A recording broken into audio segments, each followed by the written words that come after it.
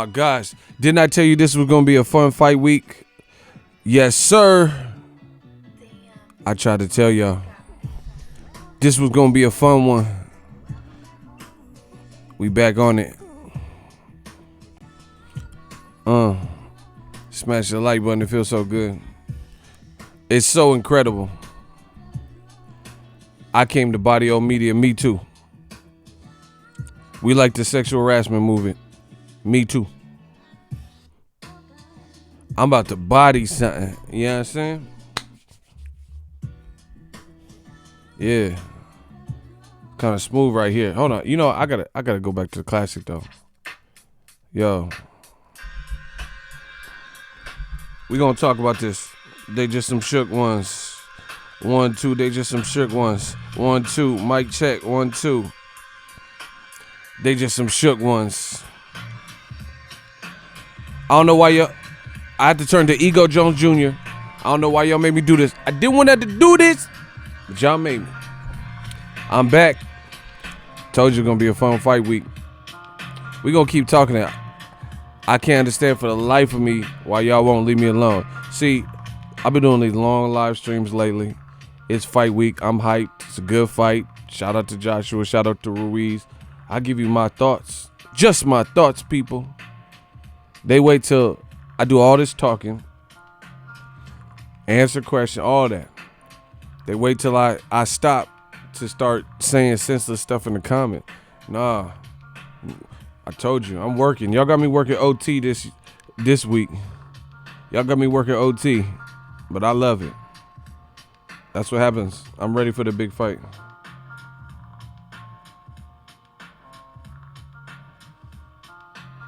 Smash the like button.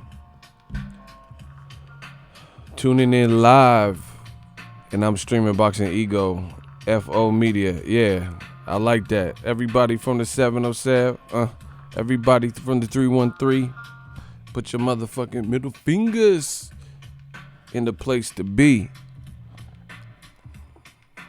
Shout out 323. Let's get it. You know, we about to get started in a second. I'm not gonna have too long of an intro. Just waiting for YouTube. Been tripping with the notifications. You know, we got the livest live gates, the livest live streams.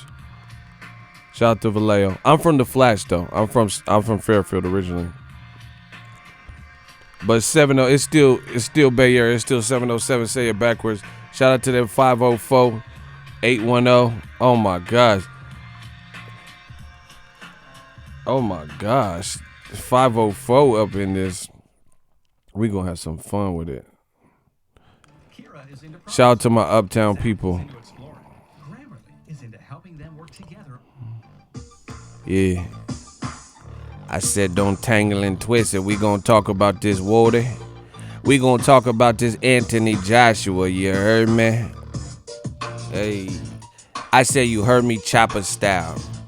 We gonna talk about this guy Anthony Joshua and Eddie. We're going to talk about Eddie Hearns. We're going to talk about Eddie Hearns. Shout out to the Trio 5, Miami. You heard me. 951. Yeah. 520, Arizona. Hey. Eagles Army is that army. Better yet the Navy. So if you ever play a hate me, then it ain't no gravy. I'm in my zone. I'm moving like a hot boy. You heard me.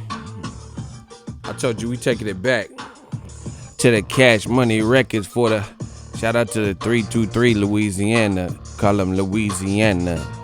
Man, shout out to my Louisiana most chopper style. Hey.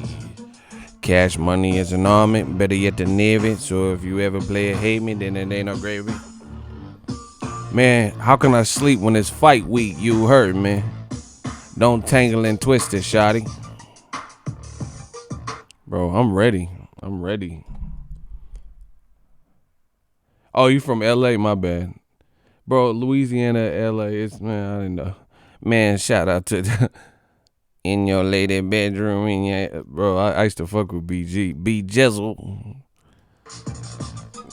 I said, in your lady bedroom. In your, bro, that motherfucker got that hot boy. Shout out to them hot. Bro, we some hot boys. Fuck that. Yeah, coming. I said, yeah, when we coming and dumbing and running. We be dumping and hitting them something. Yeah. I didn't want to have to do this, but y'all made me. Eagles Army is that army, better yet the Navy. So if you ever play hate me, then it ain't no gravy. Man, I'm taking y'all back like the basement, Rap City, you heard me. Let's get it. He said I had that Chopper City in the Gap, bro. That's classic. See, man, I don't like this new music. I like my classic shit. That Juvenile 500 Degrees. Remember that 500 Degrees? That Lil Wayne. The black is hot. The black is hot. Because I am the bird. Oh my God, Lil Wayne was killing. That. What's the best Carter? Let me see. I'm gonna see where y'all minds is at.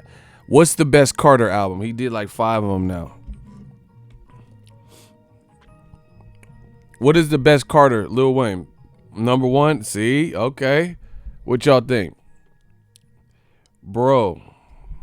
3. Hell, see, you young, bro. You super young. Carter 3. There's Carter 1 and 2 is better than Carter 3, for sure. No question, bro. Carter 3 was cool. Don't get it wrong. Don't get it twisted. But there's no Carter 1 or 2 is definitely the one. The Mob. Oh my God. Lil Wayne was killing. Yeah, bro. It has to be Carter 1 or 2. But I pick. It's hard, but I think I had to pick Carter 1. Bro, he was spitting on Carter 1. I mean, he was killing on Carter 2 too, though. He's like, hoes, let's just talk about hoes. You gotta talk like a bit was good, mama. You knew better, you do better. Who better than that nigga with that fresh white tee? Bro, he was, I don't know, bro. Carter 1 might be. Carter 4, you was born in like 1999 or something. Nah, Carter, bro, this man on Carter 1, what did he say? I'm trying to think of. I used to like that Snitch song. Don't let your mouth open up. You don't want to see the hang go open up. Yo, don't let your bro. Snitch. Nah, bro. Listen to them beats. That man.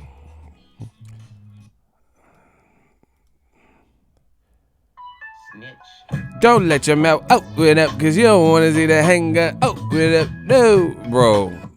Nah, that Carter 1. It's 1 or 2 for sure. It's Carter 1 or 2 for sure. It has to be. But y'all saying 4? Hell no. You probably haven't listened to Carter 1, or you can't appreciate the penmanship. Wayne was too on. Yeah.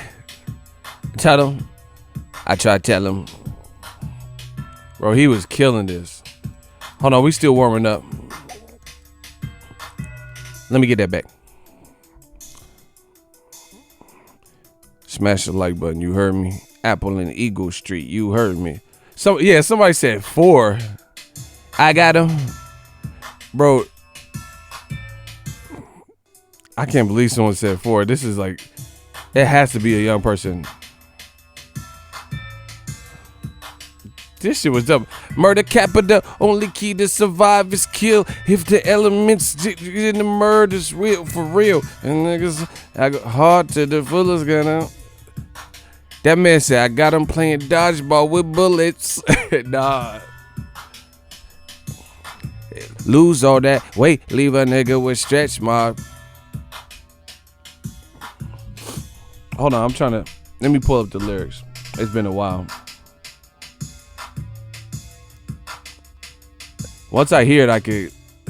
Them niggas pussy and jive, not even in the eye exam. They ain't looking for the A and the K. Make your face crook to the side. Now when you smiling, everybody gotta look from the side. Cause when you wildin', you wait, looking, you just looking hot. And when we hungry, you look like pie. Sweet potato ass, nigga, you lemon meringue. Apple custard, cherry jelly. Don't make me get the biscuit buster. Yeah. What up, Jizzle? You my distant brother. Real shit, nigga. Same father, different mother. I skip the front and then stick to keeping it. Oh my gosh. Bro, he was killing. That man said, cause I am the Birdman JR. I ain't tripping. I play the corner like Rip. With the 40 cal rip. Split your rear. Had your baby mama, but I let the kid live. Nah, bro. He said, and when we hungry, you look like pie. Sweet potato ass niggas, you lemon meringue, apple custard, cherry jelly. Don't make me get the biscuit. Bro, he was killing. That man said, lose all that weight, leave a nigga with stretch marks. Split your hack your baby mama, but I let the kid live. And people say that I am a kid skill, cause a little nigga still ride on big wheel. You feeling animal, then come on and get killed. The sick pill bandanas like bananas. Man, I'm like banana. I spent a weekend in Havana. Nah, Wayne was killing that. Hey, Rob G. Shout out to Rob G. He be knowing. All right, let's get it.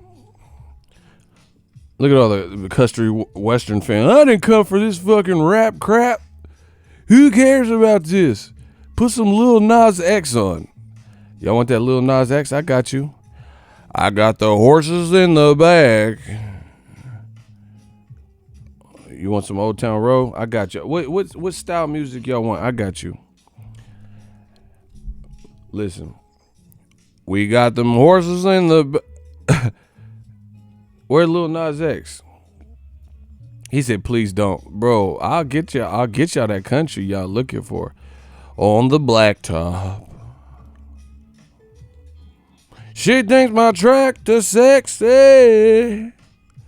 I got y'all. Hold on. Let me minimize this and we gonna get right to it. Alright. He said that 3-6 my slap on my knob like on the car. Get with me and do your job. Bro, yeah, we ready. That Fabulous is raw. That bro said, what did he say? He said Princess and Log on and Sheiks in Dubai. He was killing. Dear Holmes, Lion, Bitch, Criminal, Bastard, all of them. What?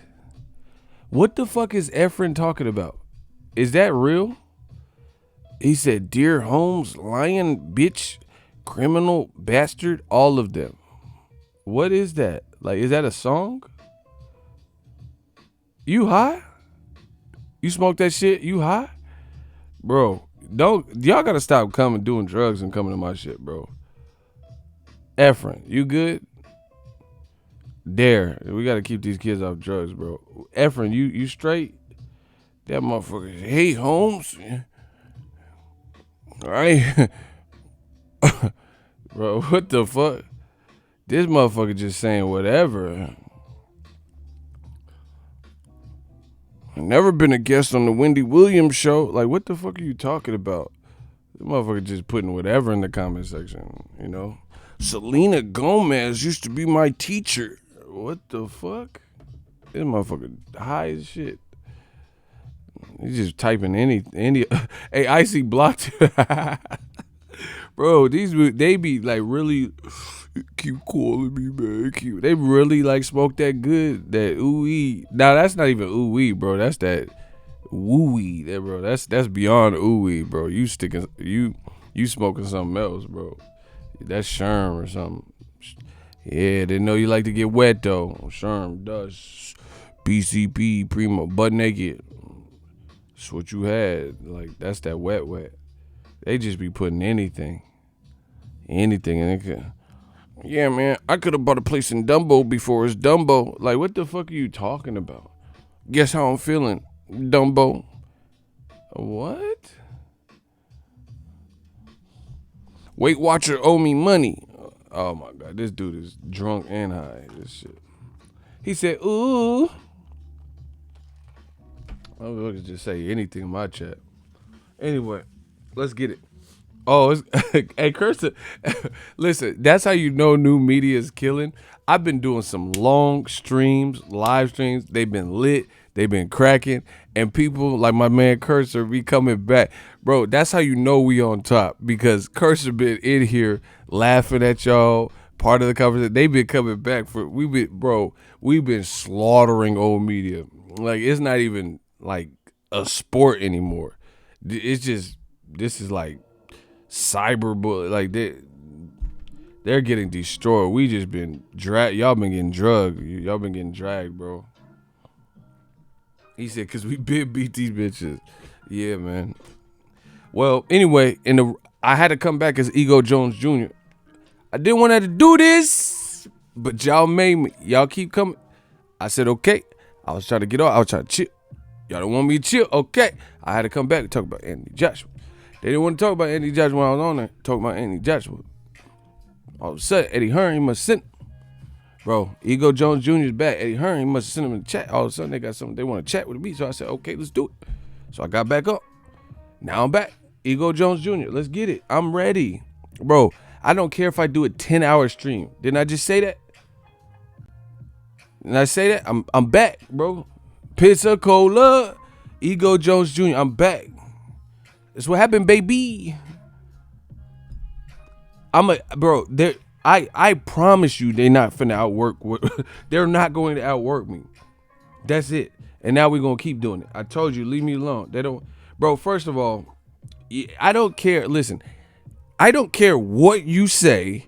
That's not going to change how I feel based on years of information because you left a comment.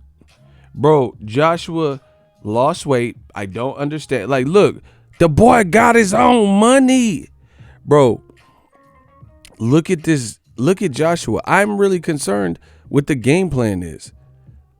Bro, he has never looked this light to me.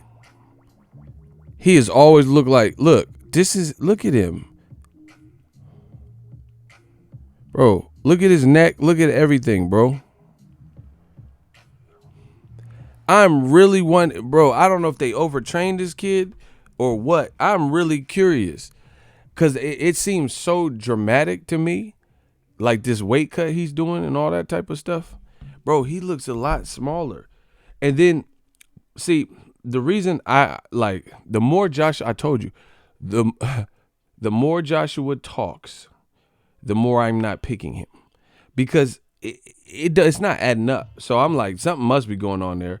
I got to stay away from that. Like, okay, if you were, let's say you were Uber Eats and you went to deliver some food and you seen a large flash and you heard a gunshot, you going to keep, you going to keep going to it. You going to keep walking that way. Like you going to deliver the Uber Eats. Bro, I when I see the red flags, I'm out. Just that simple. I'm out. I got to go. You gonna just deliver, you gonna knock at the door trying to deliver some Uber Eats and you just heard a loud gunshot and seen the flash. You don't know it came from that house. Bro, I'm not finna, hello? I got your chicken, KFC. Bro, what the fuck? I have to cancel the order. I'll give you your money back. I'm gonna eat the chicken too. Joshua he's showing me way too many red flags that's just securing my pick. The only thing that makes me kind of curious is Eddie Hearn saying he bought media and physical corruption, like refs, judges, not letting Andy Ruiz work. If Andy Ruiz gets stung, trying to hurry up and expedite this to an end. That is the only thing that worries me. Anything else, Joshua gonna have to show me that. The only thing is corruption or the potential for corruption. That's the only thing that has me uncertain of my pick. I'm not uncertain of who will win. If there was a way to prove that the judges were neutral, the ref was totally neutral, and I didn't think that, bro, this is an important fight for Matchroom. Joshua can't lose this. So that's the only thing that's in my mind that seems like, and they're happening in Saudi Arabia. I don't know what the drug testing protocol is. They got drug addicts all up and down the card. It's like a methadone lab. You know what I'm saying? I don't know. So that's literally the only reason where I'm just like, it's going to be interesting. But if it's like a head up, fair and fair fight, bro, I'm picking Andy Ruiz. I told you that. And I really don't understand Joshua losing so much weight. Like, look at bro. This is him today, bro. Like, just be real. Be real with yourself. Hold on.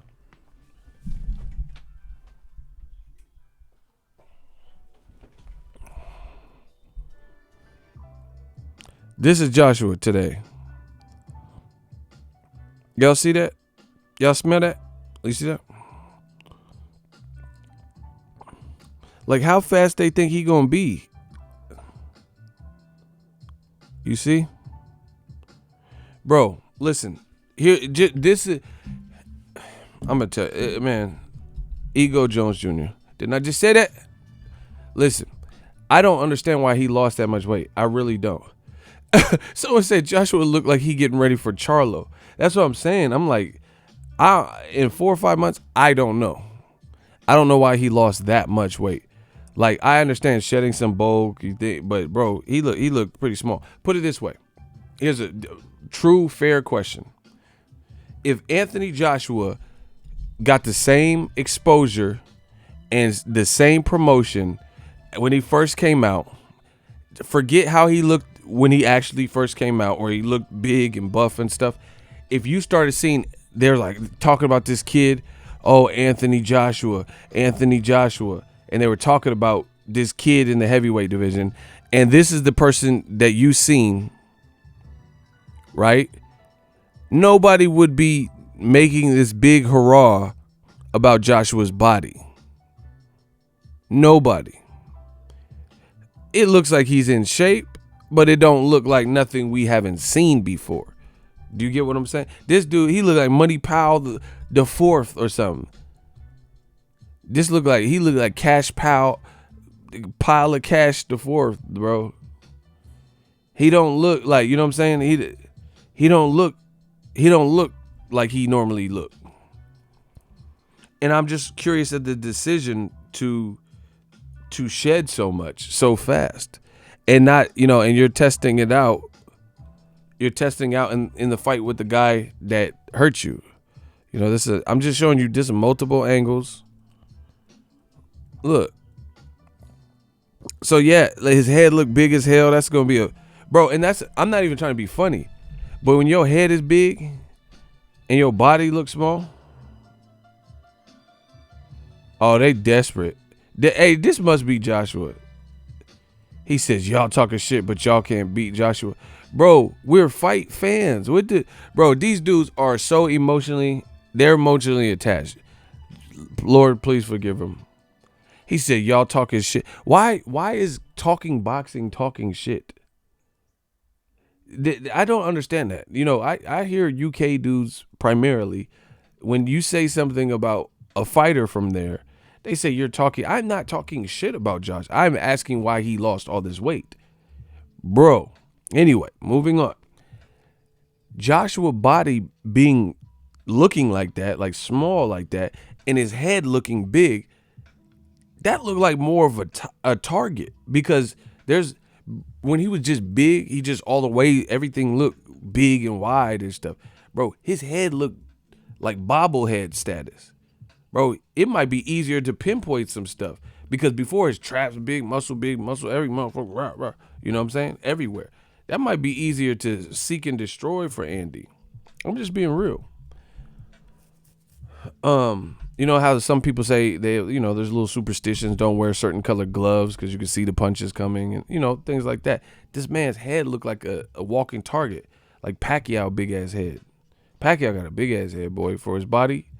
That motherfucker got a Emmanuel Lewis body and a motherfucking Mark McGuire ass head, bro. That motherfucker head huge. Pacquiao, yes, it's up to motherfucker he at the press conference, can't hold this shit up. He got a kickstand for his hands. Yes, I want to thank my wife, Jinky. Like, this motherfucker can't even hold this shit up. This shit getting heavy. This motherfucker getting heavy at this, man. So, I don't know what's going on, but to me, I don't know why the team decided to lose this much weight. I'm being so real with you. Bro, he looked like, I'm not even being funny. Money Powell, that's my dude. Money Powell fight at 54 though. He looked like a Money Powell build. Again, if he came on the game, bro, he came in the game looking like that, ain't nobody would have been like, oh, look at his body. Like De La Hoya and stuff. De La Hoya said he looked like a Greek goddess, whatever the fuck that means. Nobody would have been like, oh man, because that's not looking like the biggest person in the heavyweight division ever. You know, bro, he's 6'6" and he just looked diesel. So I think that's what we've come to expect from Joshua.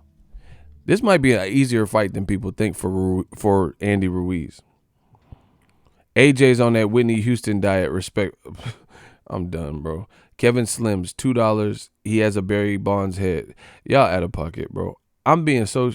Man, De La Hoya said that. Look it up. I'm really concerned why this was the game plan. Like, bro, if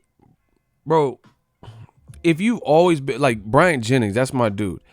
He's lean as hell. He's muscular and lean. All he eats is his veggies and fruits and stuff like that. Muscular and lean. So if I've always known you to be a certain size, then I could float with that. But we haven't known Joshua to always look like that. We haven't known him to always look like that. So I'm just curious. A guy beat you. I understand trying to figure it out and get different stuff done. But this man, Joshua, in certain angles and pictures especially, it looks more pronounced. He almost looks, to me at least, he almost looks weight drained and he don't even have to make weight. So I'm like, why? Bro, how do you look weight drained and you a heavyweight, don't have to make weight? Look, am I tripping? Bro, like his cheek and stuff, like, bro, he almost looked weight drained. He almost looked weight drained to me and he don't have to make weight. You don't know how your body is going to perform like that. That's why I told you, I don't think Joshua's team is an elite team, like where they've been at the highest level of boxing and they just got all the game. Like, rest in peace to Rafael Garcia with Mayweather. He's an elite, or was an elite cutman. You know what I'm saying? When Floyd opened up in the Maidana fight, rest in peace. You know, everybody say rest in peace to Rafael Garcia. He did his thing, closed Floyd up. That's an elite person on your team. Or Stitch Duran, shout out to him. That's an elite cut man. You know, some of these guys that do the war tape and rap hand, they're elite with it. They'll rap your stuff pristine. That's what I'm saying. Joshua's team don't, to me, I'm not even trying to roast nobody or nothing. They don't seem like elite. This don't look like elite decision. Like, what is the decision to have Andy Ruiz, who still looks like he's probably 260, only lost a little bit of weight, and have Joshua looking like this? Bro, he looked like he's in a Mervin's ad or something. He don't look like no ungodly build that he had before. So I'm just curious as to what was it like. What is the benefit for this when you haven't sampled it out or nothing? You're going into the fight with a guy you know can hurt you, and you're going in looking, to me and everybody that I've seen, significantly lighter. Kevin Slims, weight loss is a science and AJ's team ain't scientists. Ooh. No, somebody tell me what the advantage is. You're not going to have more fluidity with your punches than Andy Ruiz based on losing weight, because that didn't come from one camp. Andy Ruiz didn't just wake up and start learning how to punch in bunches. So do you get what I'm saying? That's not how that works. I want to know what you guys believe. See, everyone, oh, you're hating. You really hate Joshua. No, I'm asking why make an extremist. Yeah, like, see, I'm not tripping off Wilder too. I know someone's just being funny. But what I'm saying is, like, Wilder, he's maintained a certain threshold for most of his career. He's always fought at, you know, his prime fights have been at 214 to maybe 226, 227. He's always been in that. And there's been a couple of fights where maybe he went over. I don't remember that. But there's been some fights where he was like a little bit lighter. But that's like a prime target range. Joshua, this is Joshua last camp. This is him last camp. And his face don't look like that, bro. Look how full look how thick his head is. And see how it don't look disproportionate to the body? So I'm curious what this was done for. Like, what this executive decision. So to me, that's not a good look, because it shows mental anguish and distress, and he's so maybe obsessed with trying to win that he's losing and staying in the gym. Bro, somebody should have pulled this dude back, bro. See, man, Saturday night might be bad for y'all. This is what I told you from the beginning, and the fight hasn't happened, so we'll have to wait how it play out. But to me, this is not a good warning sign. It looked like he looked overcooked to me, bro. He looked like he was obsessing with the loss. Of course, he wants to avenge it. I mean, you're a fighter, so I can imagine it doesn't sit well with you. But somebody on his team, bro, and this is what I told you from the beginning. He lost. He went to play basketball at the Village. Oh yeah, it's me playing b-ball, right? He stayed in New York a couple of days, popping a wheelie and flexing and stuff. Still was big, and then he flew home maybe a week later out of New York.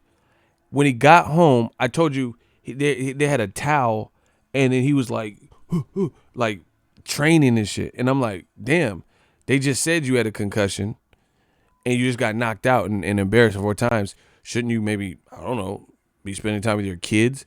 Like the homie Luis Ortiz, he got knocked the fuck out. We all know that. Great account for himself, knocked the fuck out. Press conference, post-fight, all of his kids. He answers a couple questions, then he kissing his kid. He go off, bro. He go off with his kids and his family and his coach. That's it. I'm going to go enjoy life. I'm going to enjoy these meals that I got fighting Wilder or whatever. This man, Joshua, jumped right back into camp. Bro, the man is a robot, or he's trying to operate like a robot. You going to fuck around, burn yourself out. And then the reason I can't trust Joshua is because he don't even know that he's burning himself out. He just did an interview. He's like, no, it's not burnout. I don't believe it's burnout. Bro, he just said you have 50 plus 50, 2 50s, that's 100. So if I train round the clock, I could beat Ruiz. Bro, this don't look right to me. This really don't look right. And that's what I'm saying. It's like the loss is haunting him. And he's like, I guess, overreacting.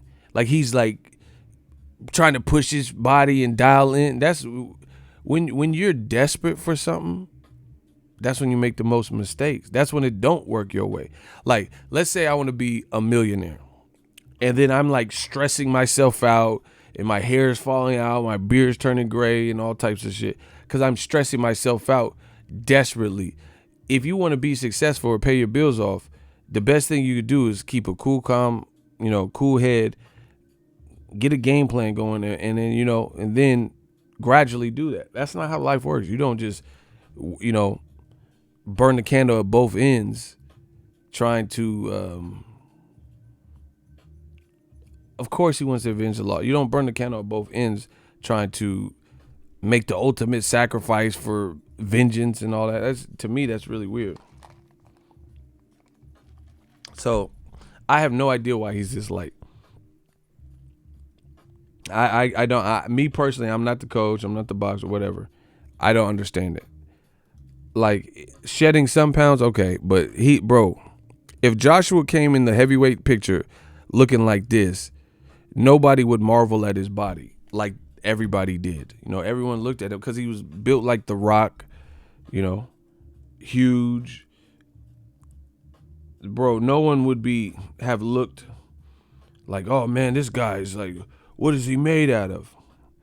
And to me, I'm not his coach, and I don't know him as well as his coaches, but look, this is him.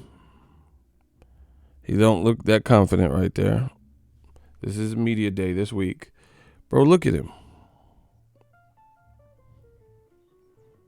Bro, look at him. He don't look that big to me. Look, he don't look confident to me either. This is a media workout. So look, this is him at his whole media workout. He don't look confident to me. And To be honest, look at Andy Ruiz, bro. This is Andy at the media workout. So to be honest, to me it seems like I don't know. It's like the loss haunted him, and he's like he can't take it. Like the loss. Look, this is how he looks. He don't look like it's like you've taken away what I thought was the product. Do you understand what I'm saying? Like when he came in the game, part of the deal was his size. You took away all of his size to the point where not that he's not bigger than the average person, but he ain't big enough to like strike fear in the heart of professional fighters. Before, he just looked huge. He looked huge. And to me, I think part of Joshua's psyche was the size and the aura, having this kind of Mike Tyson aura. You feel me? I think the size was part of the package. That was part of the package deal. I think the size is what made him feel good and feel powerful. He was knocking Charles Martin out and doing his hands like that, and it was kind of like a baby Mike Tyson type of aura. Like, oh man, this guy knocking everybody out. Look at y'all don't see no difference. Bro, this looks like the muscle and fitness, where people they're showing you there before they started training for the contest, and then when they're in the show. Do you know what I'm saying? Like when they first got into training for the Mr. Olympia versus them on the stage doing the pose down. That's what this looks like.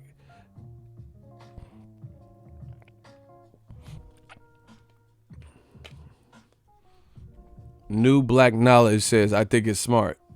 Please enlighten us.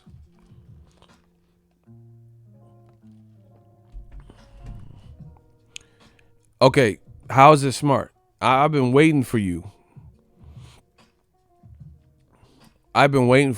New Black Knowledge, 10 seconds on the board. Shot clock. How is it smart? Please enlighten us all. Shooters, get ready.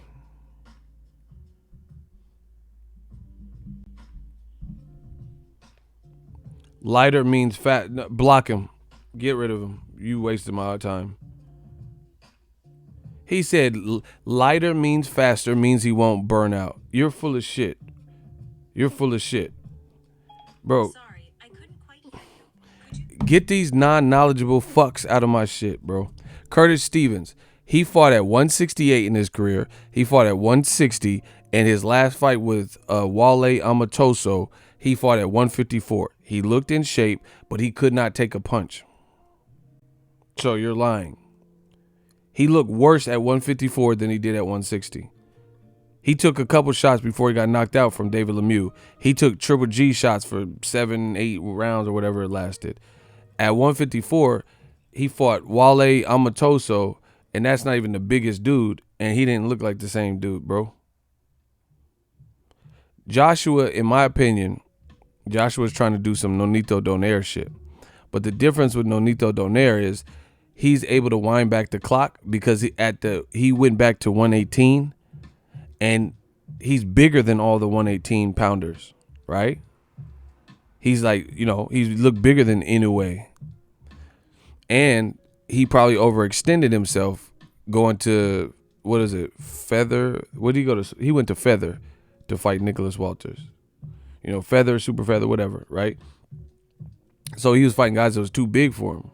So Nonito Donaire, he's kind of an exception of somebody that was able to, and still, even in that, he still lost to Inoue. He still lost to him. He did good. He challenged and rivaled him, but, he still lost the fight. But he's been one of the people that have been able to go back down, like, backwards. Normally, you don't see people go too much backwards, extreme backwards. And if they do, they're, like, young in their career. Not like, bro, this dude's going backwards off of a knockout loss. You know what I'm saying? Usually it's just different parameters. Like, hey, bro, this is, in my opinion, this is why I believe Joshua's team don't know what they're doing with him. Like, okay, this is Chris Eubank Jr. right now.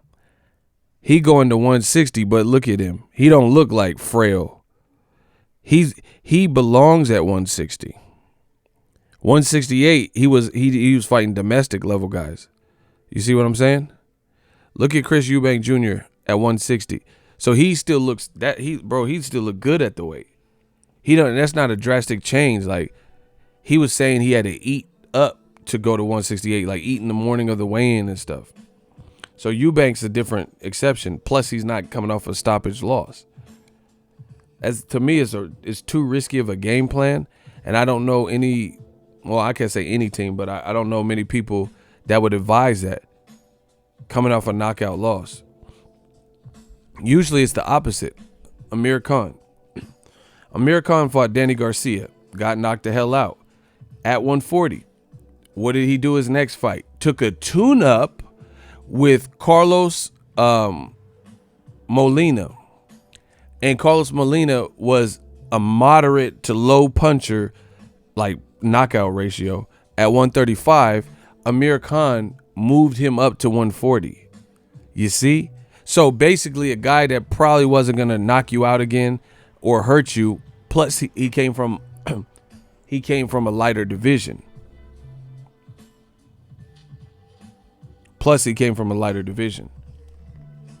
Joshua's going into the arena with the same killer that won every second of every round, and he's smaller. See, Joshua's team, to me, that sounds like a delusion. They have convinced themselves, and I'm giving you the 7 reasons. I might not even do the 7 reasons, but it seems to me they have convinced him and convinced themselves that this was this one punch that created the reason he lost. Oh, just take your time next time. Bro, that take your time bullshit is out the window. Reason being, you didn't take your time. And you dealt with everything that came. Bro, that's too far. Okay. That's like me having sex with a chick without a condom, and then I skeet in her and she's pregnant, and they be like, okay, just use a condom. That's not how that works.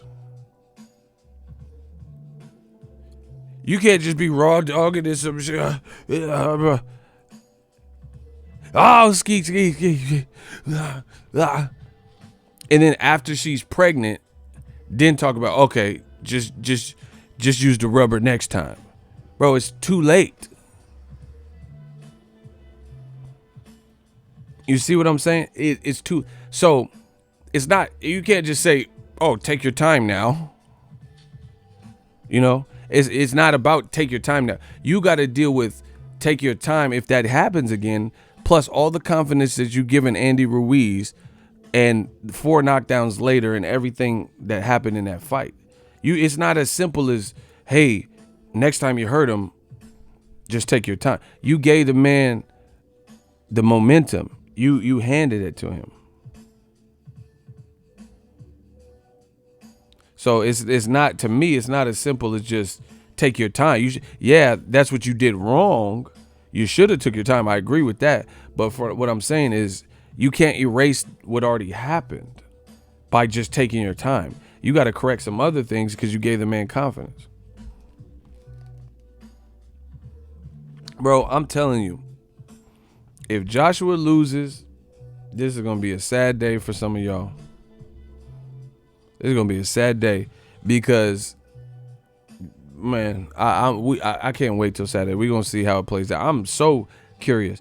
Again, I'm a man of my word. If Joshua looks sensational and wins, I'll give it to him because, to me, I'm just seeing red flags that don't look like that would be likely. Even if he wins, I don't see him not walking through fire to win. Don't see that at all. And if anything, like, put it this way, more than I can picture Joshua winning easily, like Mayweather Canelo or Mikey when he fought Errol, like Errol beating Mikey, I don't see that at all. But what I see more than that, I'm not saying it actually happens like this, but I can see it more than I can see Put it this way. I could picture Andy Ruiz blowing out Joshua and making it look easy or relatively easy a whole lot more than I could picture Joshua doing the same. Does that make sense? Like, put it this way. If somebody, in my estimation, if somebody's going to have a blowout where it just look kind of easy and just do the damn thing, I would pick Ruiz to do that. Not Josh. I don't see Joshua dominating him. But if he does, and it looks official and authentic, I'll give him his props. But I don't understand it. You know, I really don't understand it. The man came down in weight like drastically, which leads me into the title of this video. See, didn't I just say that?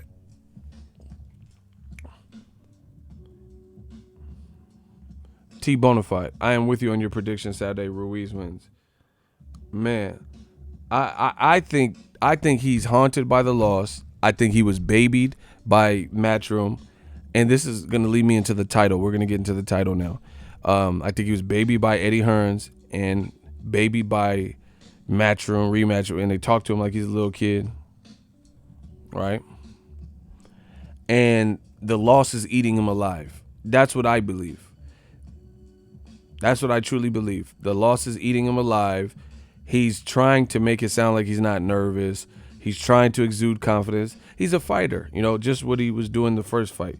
He's trying to put on the brave face, but inside he's really not feeling that way. He's not getting a haircut. Bro, that's what I'm saying. He wants to, this is what Wilder was talking about. Look the part rather than be the part. He's looking the part. He's looking and like transformed his body to a lighter weight. His hair. This is all looking the part. Like, you know, it's like a method actor. You know, Christian Bale wants to do the machinist, so he gets into crazy shape. Joaquin Phoenix does the Joker, and he loses all this weight. Or people bulk up for the Captain America. So he's looking the part. Like he's clearly finagling his weight. His hair is unkept, and you know he's trying. But to me, I don't know, because the man was looking like this. This is and look at his face, bro. His face looks full, and he looks in all these pictures. He looks confident. It looks like he likes being that big. Look, all these pictures where he looked huge and jacked, bro, and when he was winning, of course, bro, he's hub, and he looked like he enjoyed that. So I think that's part of, bro, like, I think that gave him his air of confidence. So I don't understand why you let him do this to his body, but, bro, he looked like a Batman suit. You know what I'm saying? You see his face? He looks like he know, like, yeah, like, run up, I dare you. Like, you know what I'm saying? Like he feeling himself, bro. Alistair Overeem looking body, bro. He just looked like, yeah. So I think that's his armor. You know, look how big he looks. Head, neck, look, blah, blah, blah. These are old pictures.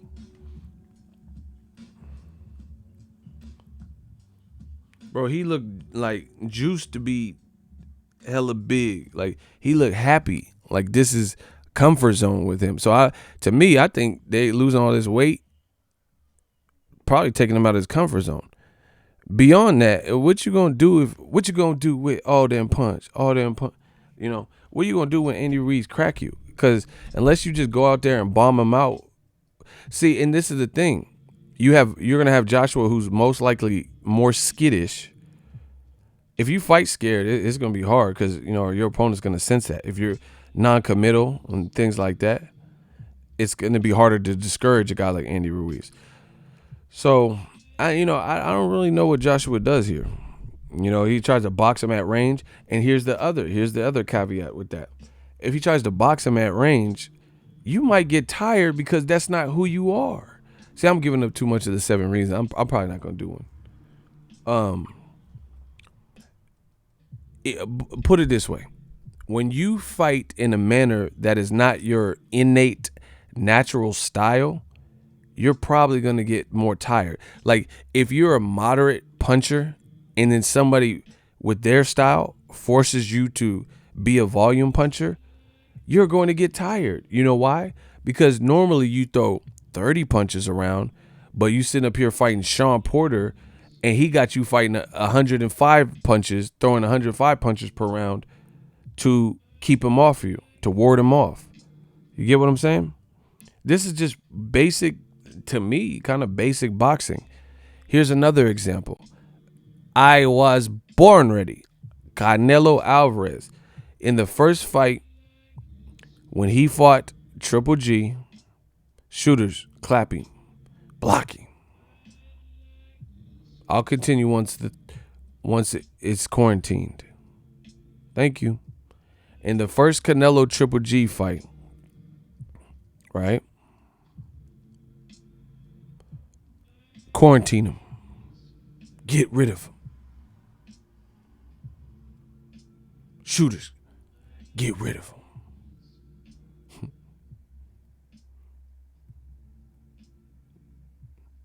No, there's another one. The shooters got to find him. Oh, y'all don't see him? It's just me? Oh, y'all clapping the wrong people? No, okay, I'll just tell you who it is. Yeah, boxing fan, yeah.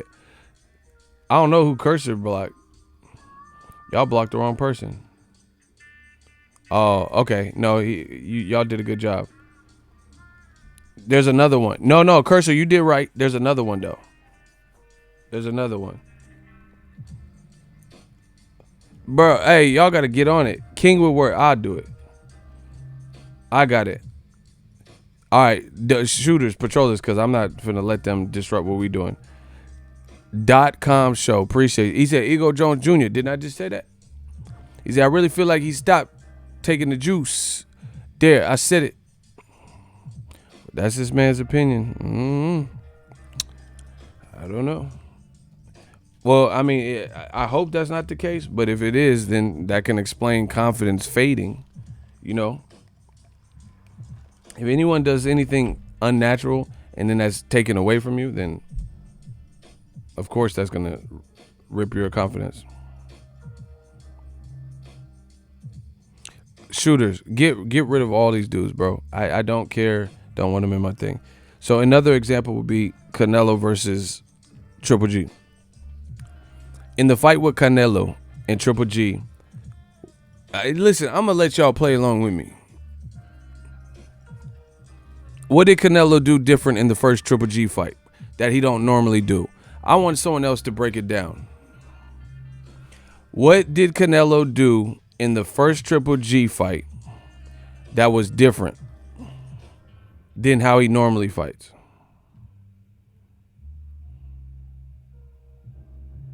New media, we talked tonight. He bulked up? No. T Bonafide's on the right track.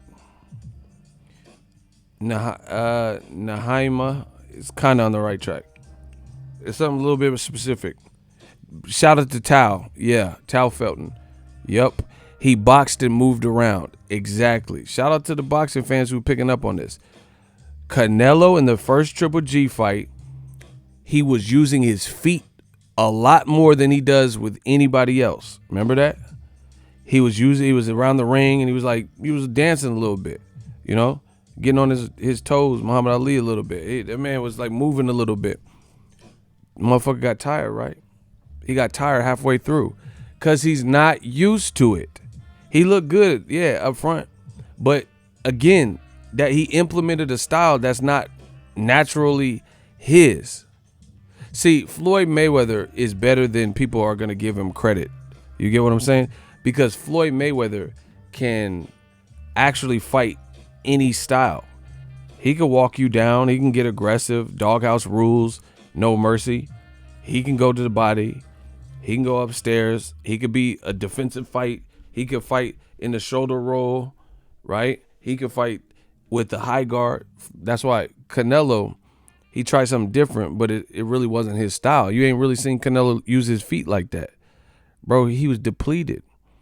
So that's another example of what I'm talking about, of when you utilize a style that's not normally yours and you just straight away, you haven't like gradually adapted it. Like, of course you can learn over time maybe, but Joshua, this is do or die for him in 2 days or whatever it is. This is do or die. You don't get to play around with your weight. You don't get to try it out. You're with the maximum risk, the maximum threat, the guy who has the confidence edge over you, the guy who already beat you, the guy who already dropped you, and you playing with your weight. So that, to me, part of Joshua's style in the package deal was the fact of that he was huge and he was an imposing figure. Now you just think because you reverse it, it's going to make you a better fighter or you're going to be so much faster. I don't think that's the way to go, because I don't think he's going to be faster minded, faster handed, or faster in fluidity with combination punches than Andy Ruiz. So Andy Ruiz, part of his success in the first fight was pressure and getting close. He's like, damn, Joshua, and Joshua don't like the pressure, and Andy Ruiz figured that out quick. As soon as he had him hurt, the man started throwing shit. And Joshua didn't know how to react to this shit, right? This man is like spilling around and like almost like a person that don't know how to fight. You know what I'm saying? Like he wasn't like Floyd. You have never seen Floyd look like Joshua looked in any of them rounds. You have never seen it. Name the Floyd fight where he ever looked like Joshua. Cotto's coming at him, fools punching and on the ropes, De La Hoya on the rope, Maidana throwing all types of weird ways. You have never seen Floyd, no matter how much pressure was coming at. Floyd does better in pressure.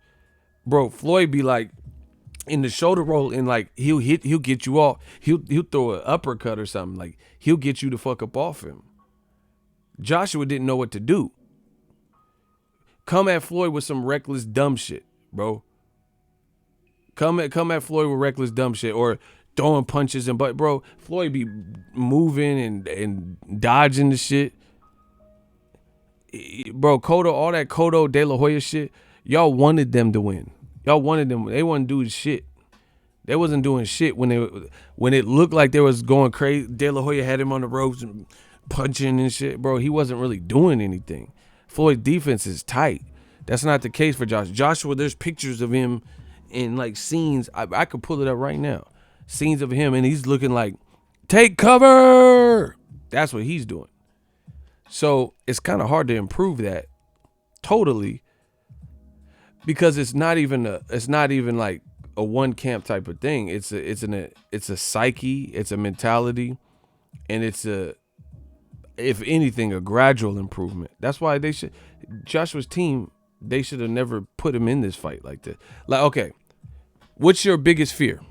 I got it for you.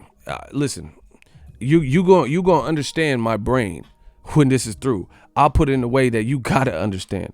Name your fear, a phobia that you have. Spiders? Is it heights? Is it snakes? What is your phobia? Tell me some of y'all phobias. I'm Pennywise. Georgie, without your boat? Tell me what your phobia are. What are you guys afraid of? Quicksand? Nah, I ain't using that. You afraid of fraud? Hey, y'all some weird motherfuckers, bro. Kermit, look at that. Rats, height. Okay, now we get something.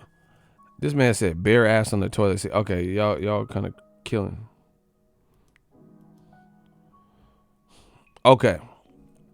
Y'all coming really fast with this. Okay, I seen a couple of people put heights. Okay, you're definitely afraid of heights, right?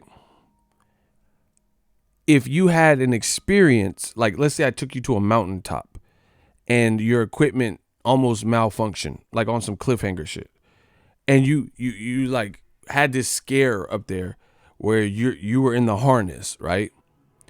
And nothing happened to you, but it came close to happen to you. You got scared, right? You are already afraid of heights. You already didn't do well with heights. But then you had a bad experience with heights. If I wait 4 months, 5 months, and you train and practice and do flight simulator and the indoor rock climbing and all this type of shit that they have, will you be prepared, especially you obsess over it, will you be prepared to go out into the real, like Sylvester Stallone and Cliffhanger, and go across that line again?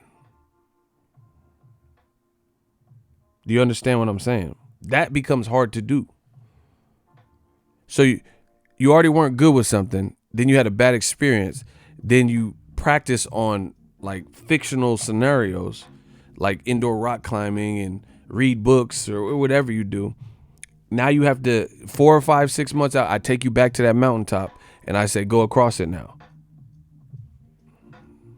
That's not easy to do because it don't matter how many books you read, how many YouTube videos about conquering your fear. Once you're up there, it's going to probably be reminiscent and remind you of that fear. Now, this is what champions are made of. If you can, then you're a champion. You know, you've championed whatever that phobia was. But some people, you know, if they start going across and they hear a click, click, and they think it's the thing malfunction, that's going to fuck them up. You know, oh, like, no, like, let me go back. And they're not going to want to go across. So that's what I'm saying. That's why, if anything, you give yourself time. Before you go right back to that scary mountaintop where it all, you know, almost went left. Over time, you know, you practice these things and blah, blah, blah. Maybe go hike and go up a smaller mountain. You know, you get what I'm saying? And then you maybe finally get to the point where you could skydive or, you know, do these little things to prep for the big test, the Mount Everest of whatever you're trying to conquer. That's what I believe. So I don't think that's a good formula. And I don't understand the getting lighter thing. You're not going to, you think, okay, using the same one person, the people who are you're with, they're mountain climbers. They don't have the same anxiety in that regard. They're not afraid of heights, but you are. So you got to conquer that. But they do pretty well with heights. They're not like deathly afraid of them, right? So now you have to go and be better than a person who don't really have the same phobia. You get what I'm saying? So Andy Ruiz, he proved to himself he can do it. He knows he could counterpunch Joshua. Joshua has to now prove that to himself that he can do it. And, you know, there's just some red flags that I don't like. And the timing. I mean, he's going straight into it. He's going straight into it. With no, you don't get to practice with this new weight to see. What if he fought Dillian White with this new weight and Dillian White knocked him out? You don't know.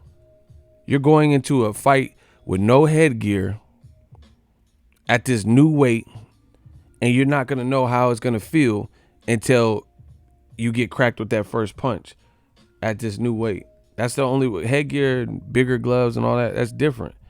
And it's more of a comfort zone in a gym. That's why Floyd tell you, yeah, I had good days in the gym. I had bad days in the gym, but I'm a beast under them bright lights. Bright lights is different. You know, cameras is looking and sheiks and in Dubai and princes and whoever else is going to be there. You know, it's on DAZN and Sky Sport. You see Adam Smith. Bro, it's different. It's just different because you have nerves from that too.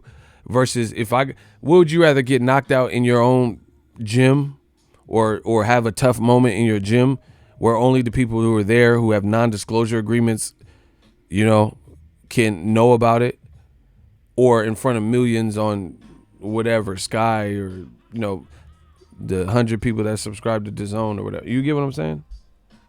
So it's just a lot to overcome. So I have to see this. This is must-see TV. That's a lot of pressure.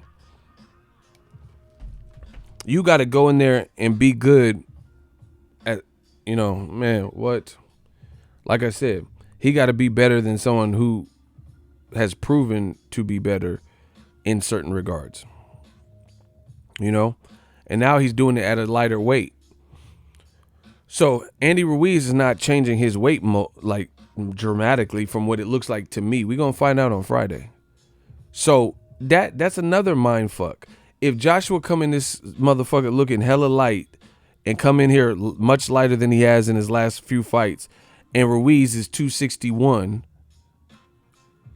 then he gonna be like, damn, I came in extra light. This motherfucker almost what he weighed in the first fight, but he just looked a bit in better shape, and he had a full camp.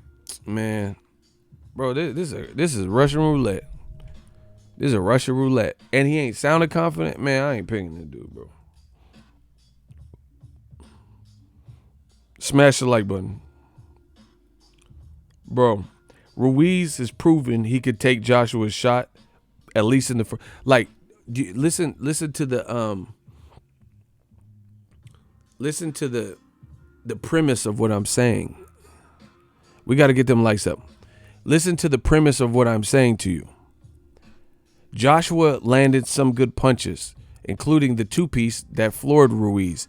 Ruiz has proven to himself that he can eat that. See, the difference is this.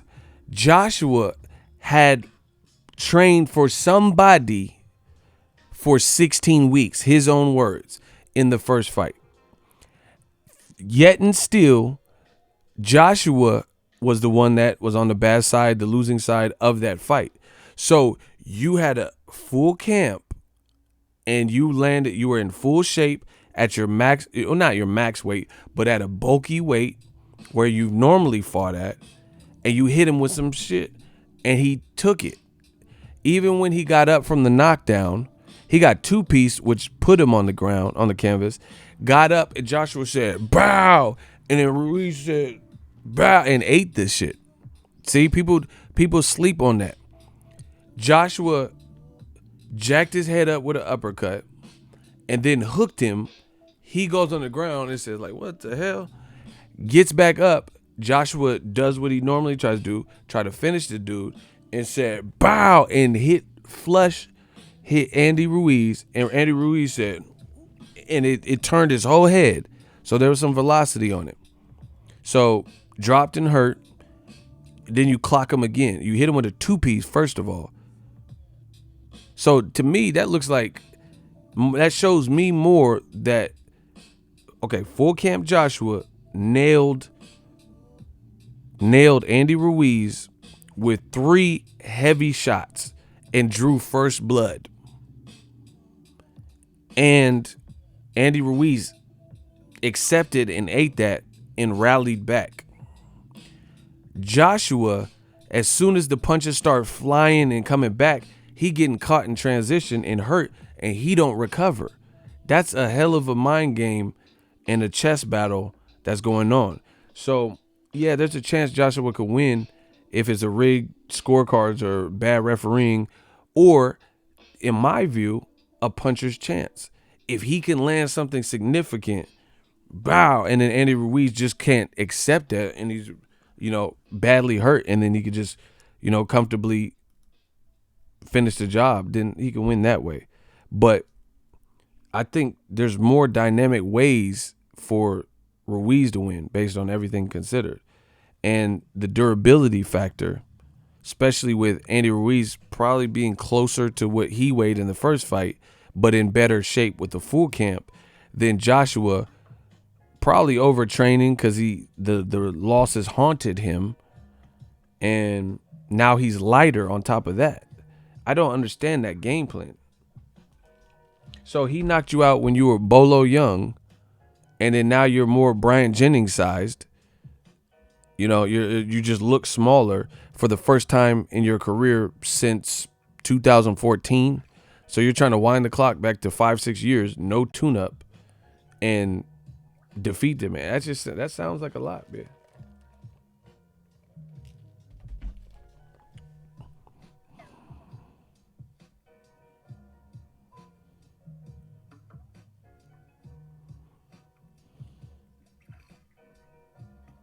That just sounds like a lot. It sounds like a pretty decent amount of stuff to overcome.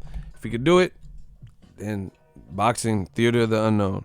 But I'm not led to believe that. Andy Ruiz has the faster hands. He's keeping his weight more consistent. Things like that. And he knows his power did Joshua greasy. And see, Joshua's team, another reason why I kind of feel like they're in denial, they're under this pretense that just stay away from the left hook. But you have to understand this, people. All right, here's an example. Y'all want more example? I know what I'm saying makes sense, but I'm trying to make it make sense to y'all. Do y'all want more examples? If y'all want more examples, can I get a hell yeah? The Stream King has returned. We having fun with this fight week. All right, smash the like button, please. Here's the thing. It's not as simple as, oh, just don't accept the temple shot.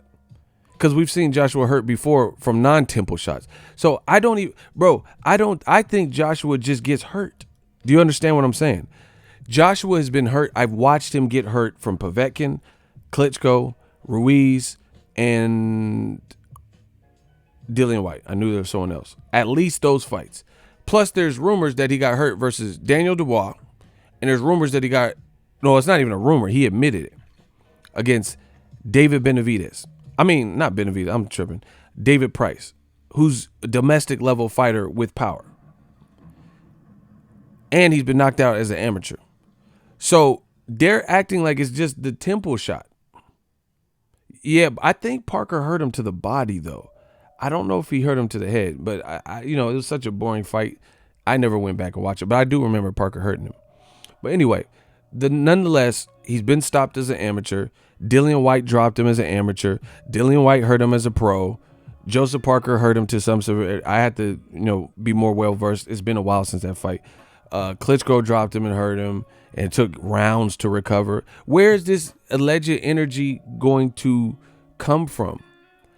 Ruiz don't give you time to breathe. Ruiz, we know, hurt him, right? Povetkin had his nose busted and bleeding and hurt him, right?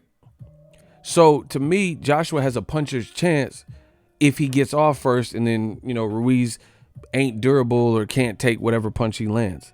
That's it. Or some cooked scorecards, or some bad refereeing that if he gets hurt, if Ruiz get hurt, hurry up and end it. Something goofy like that. But on the fair up and up, everything is a fair fight. Then I see like more so a puncher's chance. He's a big guy with power, and if he lands first. But I don't see him being in a shootout with Andy Ruiz and winning that. I don't. So I think Joshua's team's in denial. I think they keep acting like he just got the temple shot, like fudged him up. Yeah, the temple shot probably messed him up. But they're focused on that, like he not getting hurt by other. Bro, Klitschko didn't hit him in the temple. He hit him with like a straight right or some shit. Right cross, I don't remember. He hit him with something else. It wasn't no hook. Klitschko ain't even a guy that throws hooks like that. So what is he talking about? Like, that's what I'm saying. What is the team talking about? They're making it sound like he just getting hurt with hooks only. Like that's the oh shit. Like some fighters are susceptible to certain punches. Yeah, it was a right cross. That sounds fire. That sounds fair. Like DC started getting fucked up with the uppercut versus Stipe in the rematch. He was just susceptible, and he kept getting hit with the uppercut. But Joshua, we've seen him hurt with various, like, array of different punches. It's not like, oh, just hook. They keep talking about the punch from the god Temple. Oh, you were so scrambled for that. Bro, I think you just got hurt. I think your punch retention is just what it is. And you don't move your head enough. That's what I'm saying. So it sounds like, to me, denial. The other thing is this.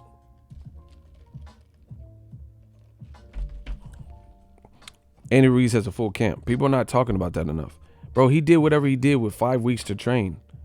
And probably goosebumps and nerves because he already fought for a title, fully prepared and lost. He really won, but, they didn't give it to him. So proving something to yourself goes wonders. Has Deontay Wilder got significantly better since the Stavern fight? Of course, because he's proven to himself. Bro, people keep bringing up, see, the haters, especially if you black fighters, they'll bring up your worst moments. Show clips of Deontay Wilder getting knocked out by some fat random guy, non-black dude, punching him in the amateurs when he's trying to take care of his daughter and didn't know how to box. They'll show and talk about, oh, but Eric Molina clipped him. Okay, what happened at the end? Eric Molina got knocked out.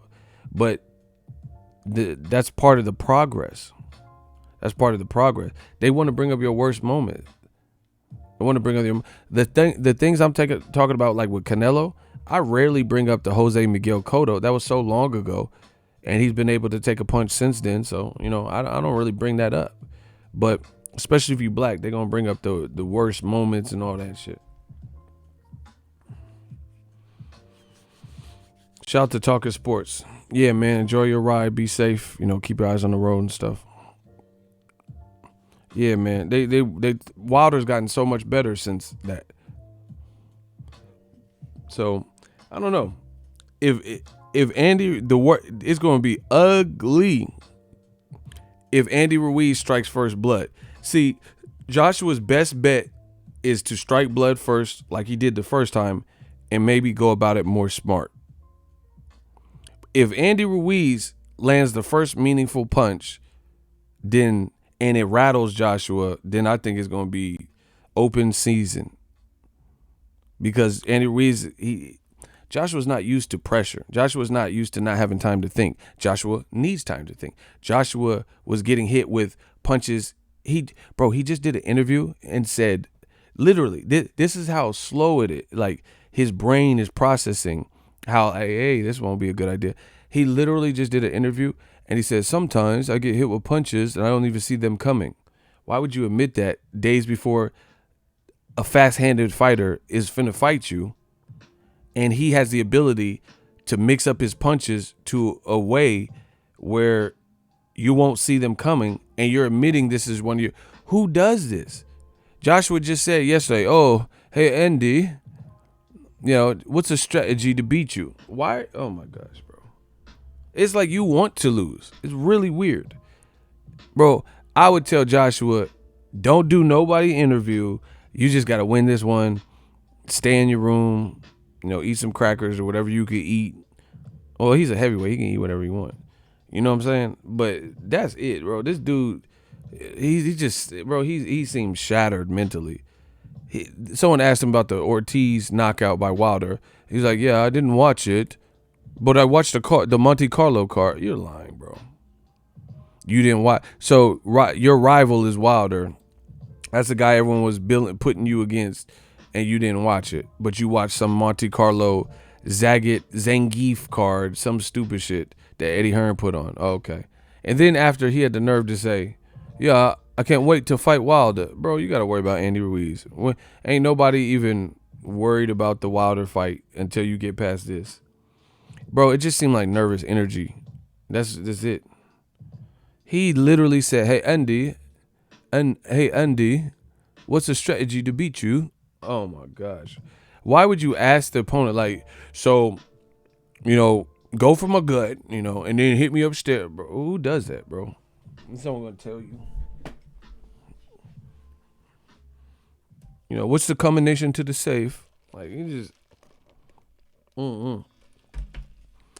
Again, you guys can believe what you want. I can't trust somebody who doesn't even trust themselves, and they keep pausing and stuttering. That, to me, that shows you're hiding something. You're trying to search for the perfect words. You're not being transparent. Anybody who, if you ever meet me and you ask me questions, I'm not gonna, if it's regular questions, like, I ain't no disrespectful stuff, but you ask me a regular question, then it's not gonna be hard for me to give you a regular answer. Hey, Ego, what's your favorite type of pizza? I like combination. I like pepperoni. Boom. Like, look at Deontay the Bronx. Get them likes up, man. Y'all gotta pay me in likes. Pay me in likes. Don't pay me attention. Listen, get them likes up, please. Please, y'all. Let's get it. I can't trust somebody that can't be real with themselves, and this is why I think Wilder didn't go to the zone, and why the fight didn't happen. Bro, you're not being real. You're not being truthful to yourself. And block Cool Keith Ultra. Thank you. Blocking. All right. Wilder versus Ortiz. I went to the fight, so I know this to be a fact. You guys can chime in if you remember this. Heidi Androl with Fox. She talked to Luis Ortiz, said, "Thank you for your time. All right, we can't wait to see you at the weigh-in." They did the final press conference. Androl asked Deontay Wilder, "Hey, Luis Ortiz, he's working with Larry Wade. I mean, he's 40, but he's in shape. And what do you have to see? What do you have to say about his shape and him cutting weight from the first fight, blah, blah, blah?" Wilder, without hesitation, Deontay Wilder said, "The boy look good. That boy look good. He in shape. Luis Ortiz, they say he 40-year-old man, but nobody want to fight him. He's in tremendous shape. I know he's coming to bring all the pain, and I like that. So after Saturday night, there can be no excuses." He said something to this effect. Who remembers Wilder being asked about Luis Ortiz looking to be in better shape and Wilder saying that? Who remembers that?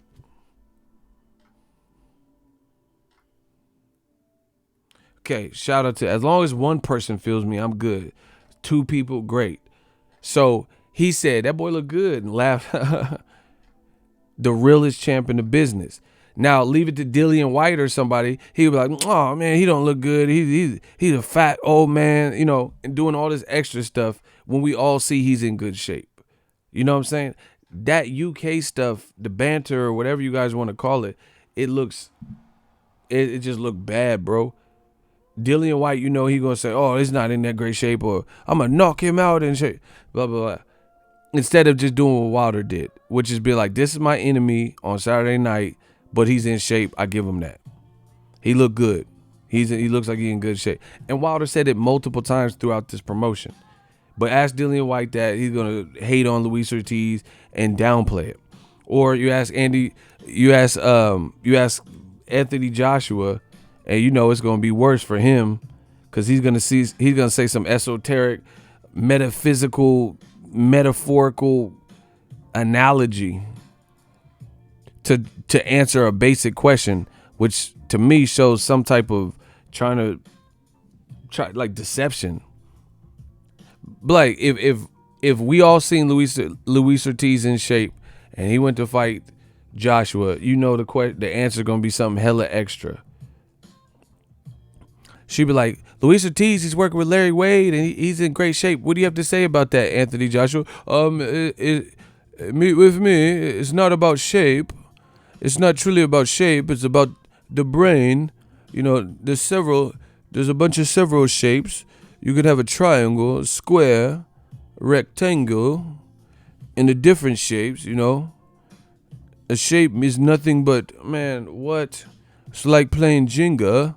Bro, this man can't answer one question without a metaphor, simile. It's like Jenga. One time I was with me papa, and we played Jenga, and I took out the shape. Bro, why has it got to be all that? Why can't you just say the motherfucker ripped, he's jacked? He always got to say some. And I thought I was the king of analogy. This motherfucker got analogy of everything. It's not about Luis. That doesn't matter.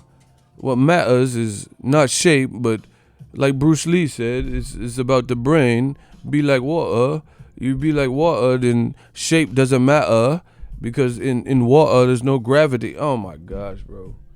You can't just say he's in good shape. Like, bro, Joshua will never resonate in America. I promise you that.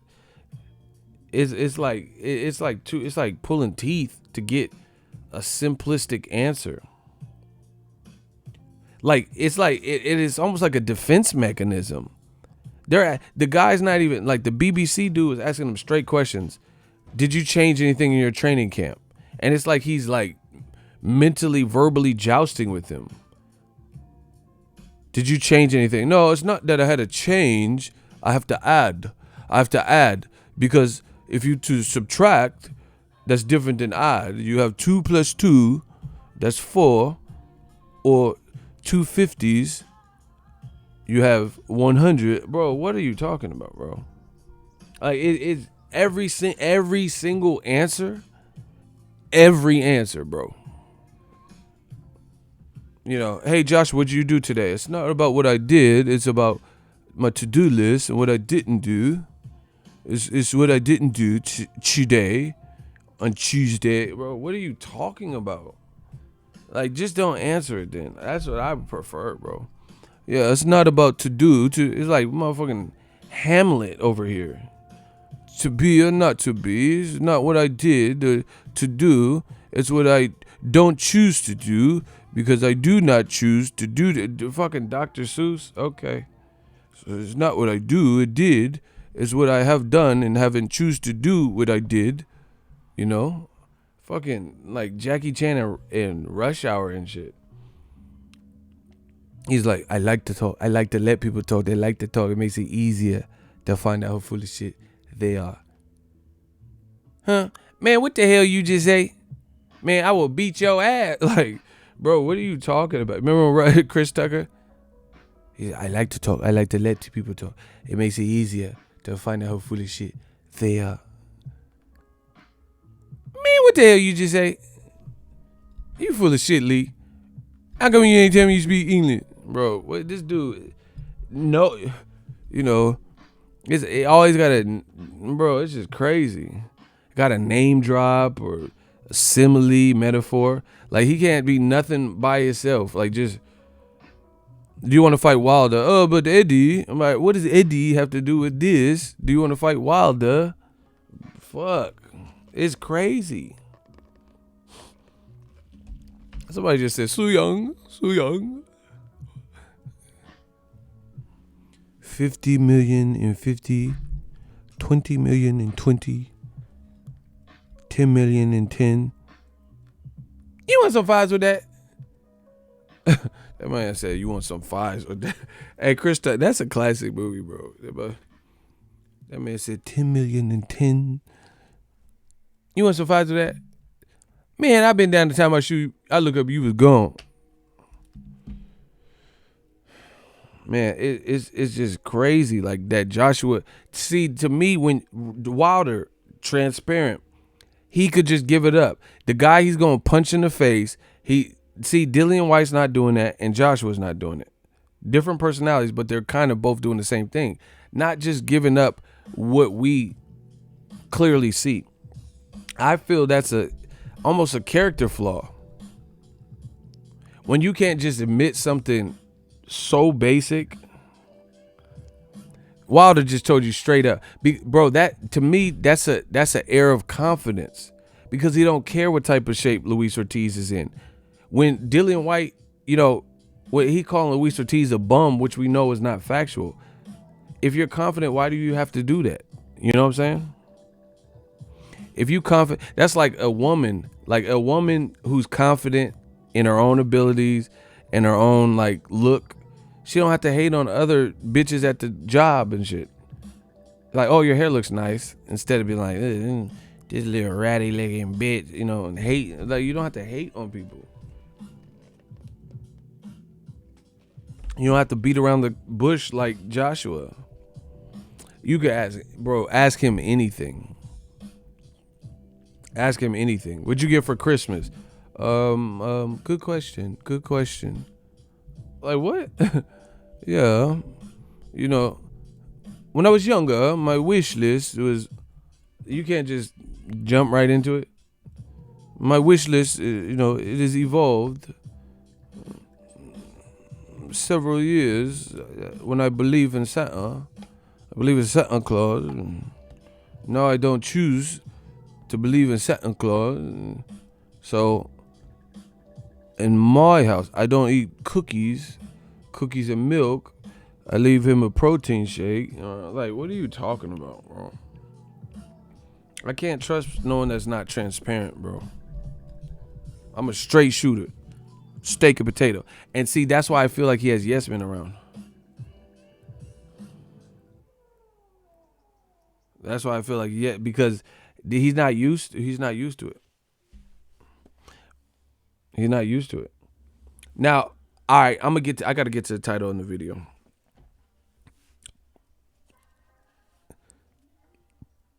Man, Ego Jones Jr. Didn't I just say that? That's what it takes to tell you. Okay, we're gonna talk about it. Listen. Joshua, in my opinion, is not who you guys built him to be. Not everybody, but primarily Eddie Hearn, a lot of the UK, and boxing fans. And the funny thing is, they get mad when I say these 3 words. Actually, 4. I'm gonna use 4. I told you so. I told you this. Remember, okay, this is a good one. If you're A1 day one, you don't have to lie for me. If you really can recall, oh my, we got members like Klitschko. Yeah, I said Klitschko. I meant Costco. See, that's how you know I got boxing on my brain. Give some claps up to Devin Thompson. I want someone to vouch for me only if you truly remember me saying this. This is something I said a long time ago. And I remember specific live streams. Listen, y'all ready? Smash the like button. Watch. Yeah. Who remembers I did a live stream and I don't know. I feel like it was after the Klitschko fight. I don't know exactly what fight, but people were like building up Joshua. I have no problem with that. But then they start. It was in. I think it was in relation to people were getting out of context when they were pitting him against Wilder, and they were saying Anthony Joshua's resume was destroying Wilder's resume, and then we started analyzing it. Who remembers those streams where I was like, who did Joshua beat?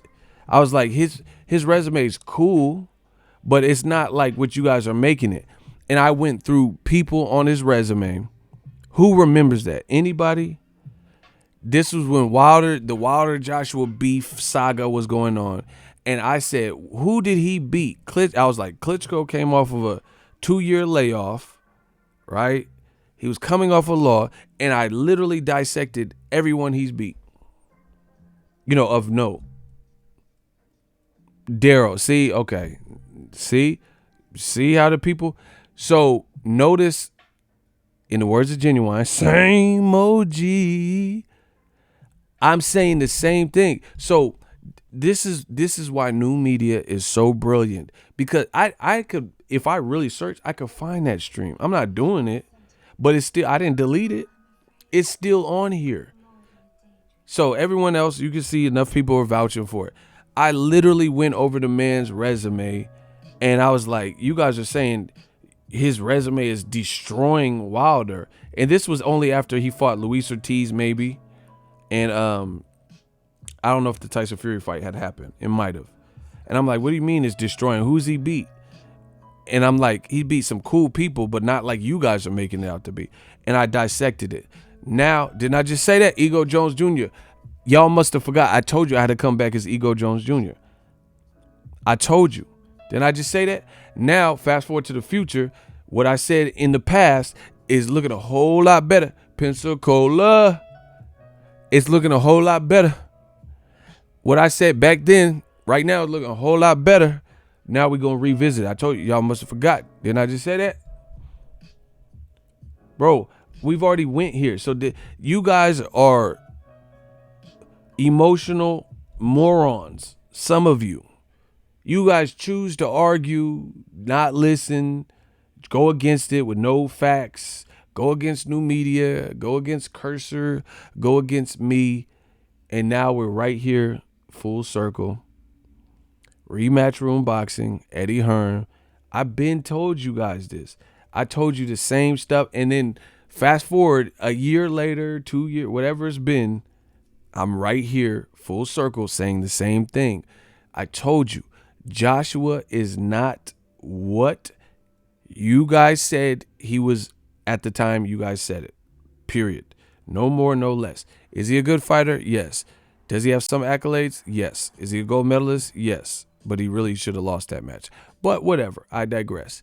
But I told you this then, and I'm saying the same thing now. Notice old media cannot do this. They can't say, we can't revisit history, stuff they said 8 months ago, 2 weeks ago sometimes. Like, they just said Wilder did 2,500 pay-per-view buys, and then the real numbers came out, and it's closer to 300,000. You see, stuff they said a week ago don't hold no weight. You know, new media, the truth is us. They said we have There's old media propaganda that they put out a week ago that is no longer believable or accepted. Talking about Wilder did 2,500. Remember all them videos I did where I'm like, man, HBO got to step up their commentary. They're not gonna last too much longer. Bro, these budget cuts, what is that about? They're not gonna last too much longer. They got to put on some better fights, blah blah blah. And then all these motherfuckers are like, no, Orlando Salido versus Francisco Vargas, that's the fight of the year. And I'm like, nah, what about Robert Easter and Richard Comey? No, HBO has the best fights. And I'm like, HBO got budget cuts. HBO is like far and few in between, like towards the end. They're like, well, Chocolatito, that was a great fight. And I'm like, but PBC put this on. No. Because they didn't want to conform. And now look at them. We're HBO boxing. Okay. Bro, it's that. It's the same stuff. What'd they say? American Takeover, Eddie Hearn. American Takeover, biggest budget in boxing, $1 billion a month. DAZN just did layoffs to their social media team, or at least certain parties and certain people within their social media team. Layoffs is never a good thing. That during the holidays, right before the holidays, right after one holiday, I know somebody that got laid off. So, what are we talking? I thought Showtime's going out of business. Showtime's got some slamming fights for December. I thought they were going out of business. DAZN, y'all said pay-per-view. DAZN itself said pay-per-view is dead. That's what you told me. And then, bro, this has got to be my best year on this platform, and it has got to be the worst year for old media. There's no other way. How is this not my best year? Look at how much stuff we got right. Look at it. This gotta be. It gotta be up there, bro. Look at the stuff they said. Eddie Hearn said, what did he say? What did DAZN say? PBC going out of business, Showtime, pay-per-view's dead. Boom. This is a letter, email, press release with In Demand, the number one supplier of on-demand movies. I believe you ever go to a hotel in Vegas and then you turn on and they got that intro screen and it's like to order, Hobbs and Shaw, press 5, and you can order little stuff like that. That's In Demand. That little online screen. Sometimes they had like Mario Lopez or somebody host it. Like, oh, if you want entertainment in your room, press the menu button. So pay-per-view is dead, but Premier Boxing Champs. Okay, In Demand, blah, blah, blah. In Demand, the leading transactional video on demand and pay-per-view programming distributor owned by Charter Communications. Oh, look at that. Comcast Cable and Cox Cable. So basically 3 of the biggest television broadcasters, Comcast, Cox, and Charter, announced that it has finalized a deal with Premier Boxing Champs for a programming output deal that guarantees In Demand a long-term slate of pay-per-view boxing events over the next several years. Bro, Al Heyman is killing these motherfuckers, bro. You guys could get mad at me, get mad at the Black Channel, the Black Channel, all that stupid shit. Y'all getting fried. All I'm doing is telling you what I see. If I didn't see it, I wouldn't say it. Period. Pay-per-view's dead, but they just did a long-term deal with the leading distributor of on-demand like movies and entertainment sporting events that is owned by Cox Cable, which is big in Vegas in certain areas, Comcast, and Charter. So they all have shares in this in-demand venture or whatever. So where's the pay-per-view is dead? Like old media been telling y'all. Bro, y'all got to give my credit. Give my roses while I'm fucking here. Y'all give me my roses right now. I've been leading the charge.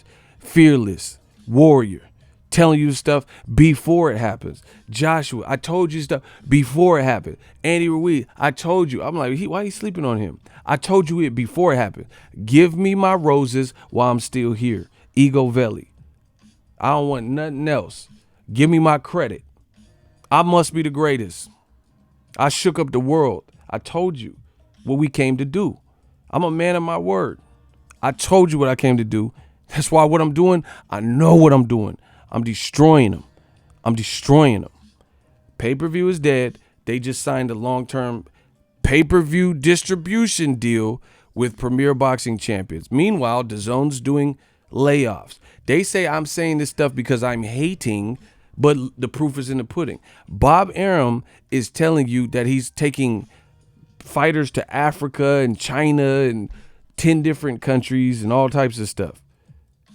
He's admitting that it's getting hard to, I don't know, sell fights in America. PBC ain't talking about this. They not talking about taking Gervonta to fucking Tokyo and all this shit. But I'm the hater. I must be doing something right, because the hater keep getting it right. Am I saying I'll always be right? No. I'm going to be wrong with something. But so far, so good. We've been doing pretty good. It's crazy. Like now back to Joshua. Y'all got me sidetracked. You know, they just we trying to clean up boxing. That's it, bro. We trying to clean up boxing. These dudes be, Wilder sold. They said Wilder sold 2,500. Then they changed it, said he sold 138,000. And then major boxing websites are saying it was close to 300,000. Bro, they are doing anything to hurt American fighters, especially black American fighters. They got to lie. If you're doing too well, they got to lie on you. They saying Wilder can't sell. Wilder is stupid. He should have took the DAZN deal. He's not the face of boxing. He only sold 2,500. He only sold 138,000. Bro, they have to. That's how you know we killing. They gotta lie. They gotta lie. Eddie Hearn just told you he's paying people to cover events. Why, if it's popping, why you gotta pay people? People flew from the Philippines to watch Pacquiao versus Keith Thurman. Pacquiao didn't have to pay these motherfuckers to come. They came because they wanted to come.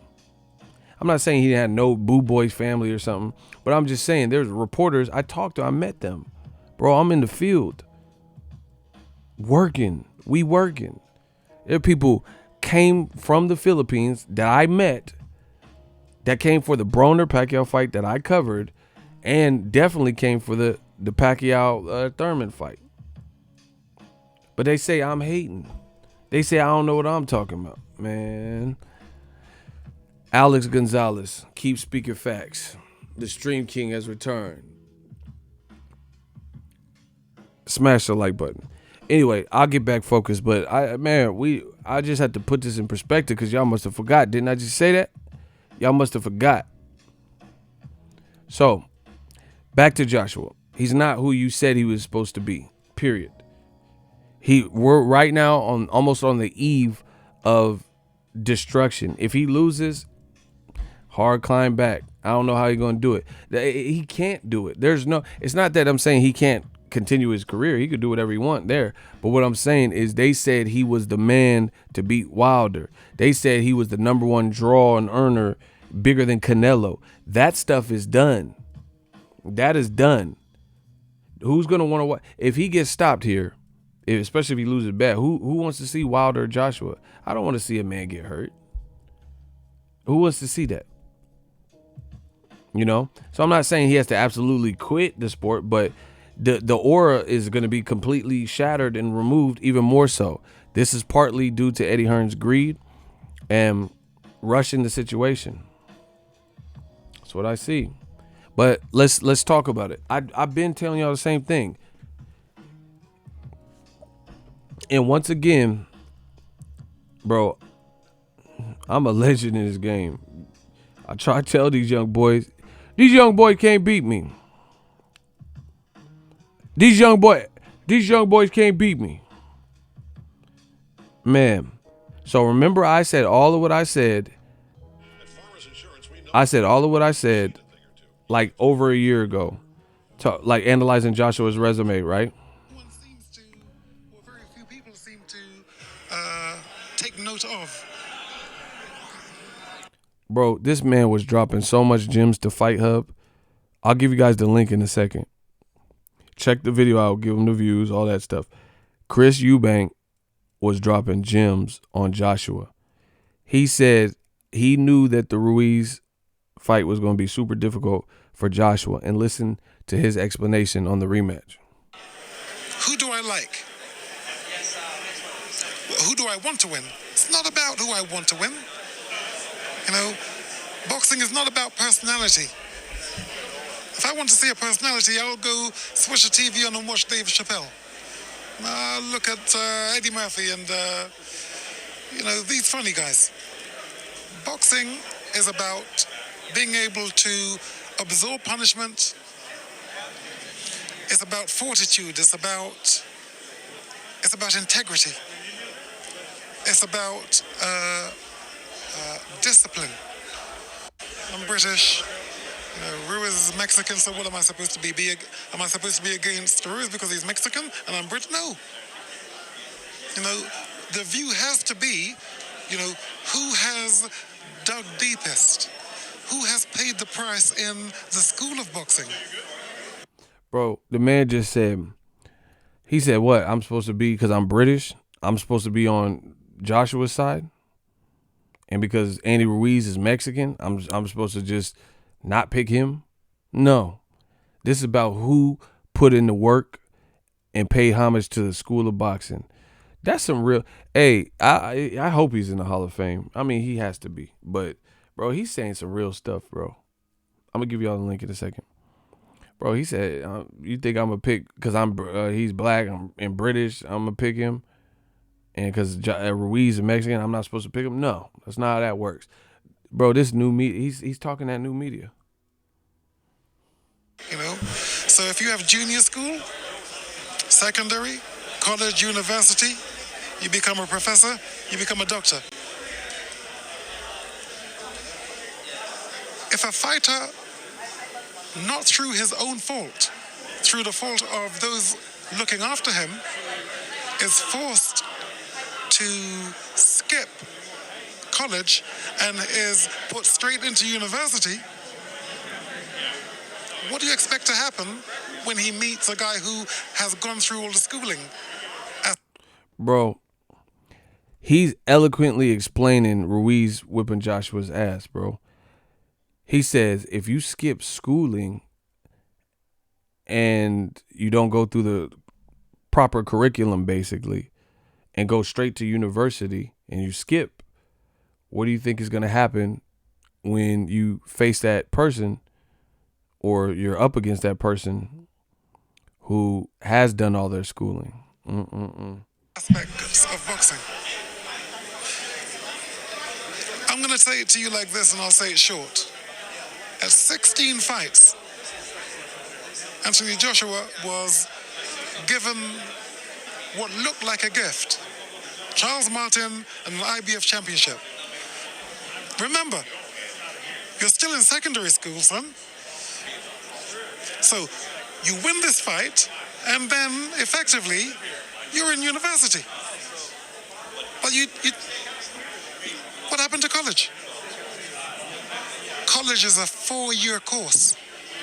You can't make it up in 5 months. You just can't. So let me leave you with that. And it's not really difficult to work out. Okay? My audience may not know this, or the audience may not know this.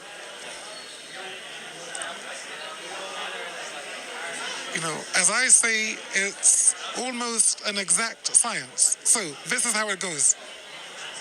At this level in boxing, there isn't any luck. There isn't any luck. So you do the calculation. While you're there, the viewer, I'm at Chris Eubank. Bro, he's dropping gems, bro. Listen, I gotta put the link in the thing so you guys can check it out. I'm just gonna paraphrase what he was talking about. He says you can't skip school and make that up. Basically, you can't fake the experience. Here, link in the description. I'm just gonna paraphrase what he was talking about because I told you guys the same thing. I mean, I didn't talk like him. I wasn't all slow with it, but same message, bro. He said Anthony Joshua in his 16th fight was given what seems to be a gift. He fought Charles Martin. Then now you fought Charles Martin. It's full steam ahead. You got to go straight to university. But what about the previous school? You know, like what about high school? What about college? You just went straight to university now. You in the big leagues. He said, but college, that's 4 years. You're supposed to do 4 years in college. You can't make that up in 5 months. So basically what he's saying is what I fucking told y'all about Eddie Hearn fast-tracked this man, and now it's finally backfired because he put this man, he's seen the opportunity, he's seen dollar signs, and he rushed the process, and he put this man in there with somebody he knew he was going to beat, which he did beat, but in doing that, that was Joshua's demise because in 16 fights, he became champion. So now it's fair game. You got championship duties. You got a motherfucker from Alabama that look like he trying to knock your head off. And you getting praised. You selling out crowd. He want to destroy you. He want to destroy you. There ain't no... and then they tried to cherry pick and fight certain styles so he can learn. There's a reason why every time that Joshua and Eddie Hearn have been talking, they keep saying, oh, Joshua, he's still learning. He's learning. Or, oh, I was inexperienced. You know, in my fight with Ruiz, I made corrections. It's learning. It's a blessing because I was inexperienced. You weren't inexperienced. Bro, you were a champion. I told you, they baby Joshua. He is 30 years old. He is a 30-year-old man. They talking to him like he Devin Haney or something. Devin Haney don't act like that. Devin Haney is ready for the world right now. This is insane what you guys are doing with Joshua. This is insane. Devin Haney just turned 21. Literally. Just turned 21 and got a championship because Loma evaded him and now did this franchise bullshit. So Devin's the champion. But Devin wanted to fight Loma. He feels whether he can beat Loma or not, in his heart, in his dad's heart, they want to smoke. They want to fight. They called out Tank. They called out blah, blah, blah. Now the politics is just a matter of making the fights happen and getting to it. I don't know what happens there, but he's ready. He wants it. He's been fighting his whole life. He's confident. Joshua is a 30-year-old man-child. They keep talking as if he's like, I would expect that from Devin Haney, but you're not getting that from Devin Haney. Ain't nobody saying like, oh, people actually want to see Devin Haney versus Lomachenko. Ain't that a bit? Okay. Y'all say all this stuff about Wilder ain't got no skill and Joshua's the most skill.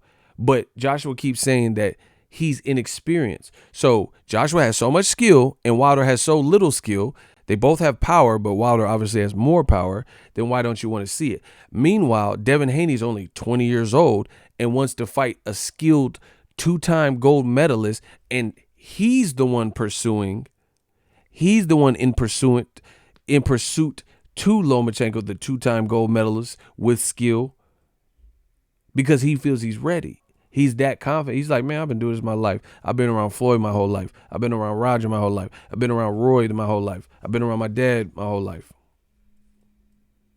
So he feels he's ready. Shooters, get this motherfucker out of here. I'll keep talking once he's gone.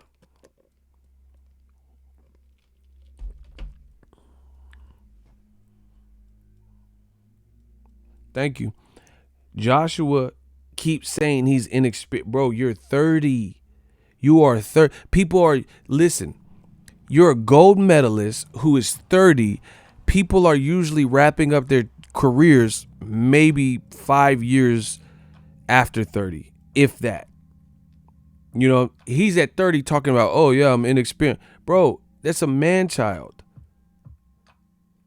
You're 30 talking about you're inexperienced. How are you inexperienced? You knocked out Klitschko. You're an Olympic gold medalist. You unified with Joseph Parker. You beat Charles Martin by stoppage, right? You have 20-something fights. You're bigger than everybody, except for, like, you know, a couple guys. You're mass. Well, I don't know about now, but before you were wider than Wilder. He's an inch taller, but you have a lot more muscle mass at the time. You know, and Tyson Fury probably bigger than you, but you bigger than Dillian White, bigger than Luis Ortiz. This man keeps saying, I'm learning, I'm learning. This sound like the person that wanted to fight and beat Wilder? Come on, bro. Chris Eubank told you the same thing. Told y'all stop playing with me.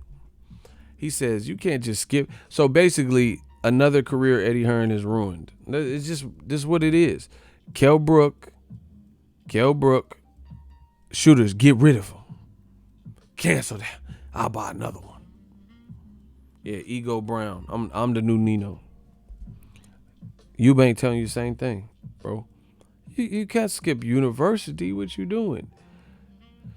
So, Eddie Hearn, you in the big, like, he put Joshua in there with Charles Martin, but then after that, it was open season. There's only so long you can hold the dogs off. I told you, when you become a champion, you got a bullseye on your back. You better be ready. You can't get it. That's like Andre Ward winning the Super 6 and then saying, I ain't ready. What you mean? You a champion. What you mean?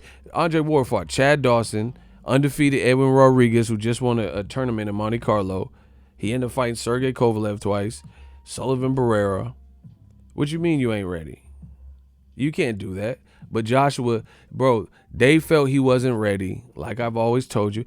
I told you, when someone shows you who they are, believe them. Joshua's first interview was his most truest. Block this dude. Notice there's no, listen, as long as there's no explanation denouncing what I'm saying, I'm great with that because I know what that represents. Unless you could prove what I'm saying wrong, then we good. Yada, feel me? Bro, Joshua kept saying, I'm inexperienced, I'm learning. Bro, you're 30 years old. What? Canelo ain't even 30, and look at all the experience he has. You know what I'm saying? Canelo, if anything, Canelo might not be fighting every single fight we want, but he ain't saying I'm still learning and inexperienced. Bro, at what point? So Joshua was waiting for the perfect storm because he lacks confidence. It's so easy to see. Not saying lack confidence if he went to the store and somebody tried to test him like someone on the street, but I'm talking about the pro level, other heavyweights. He lacked confidence. He doesn't know and feel 100%. There's no way you can feel 100% confident that you could beat the other content, Daniel Dubois and Wilder and all that, talking like that. That's not what you would do.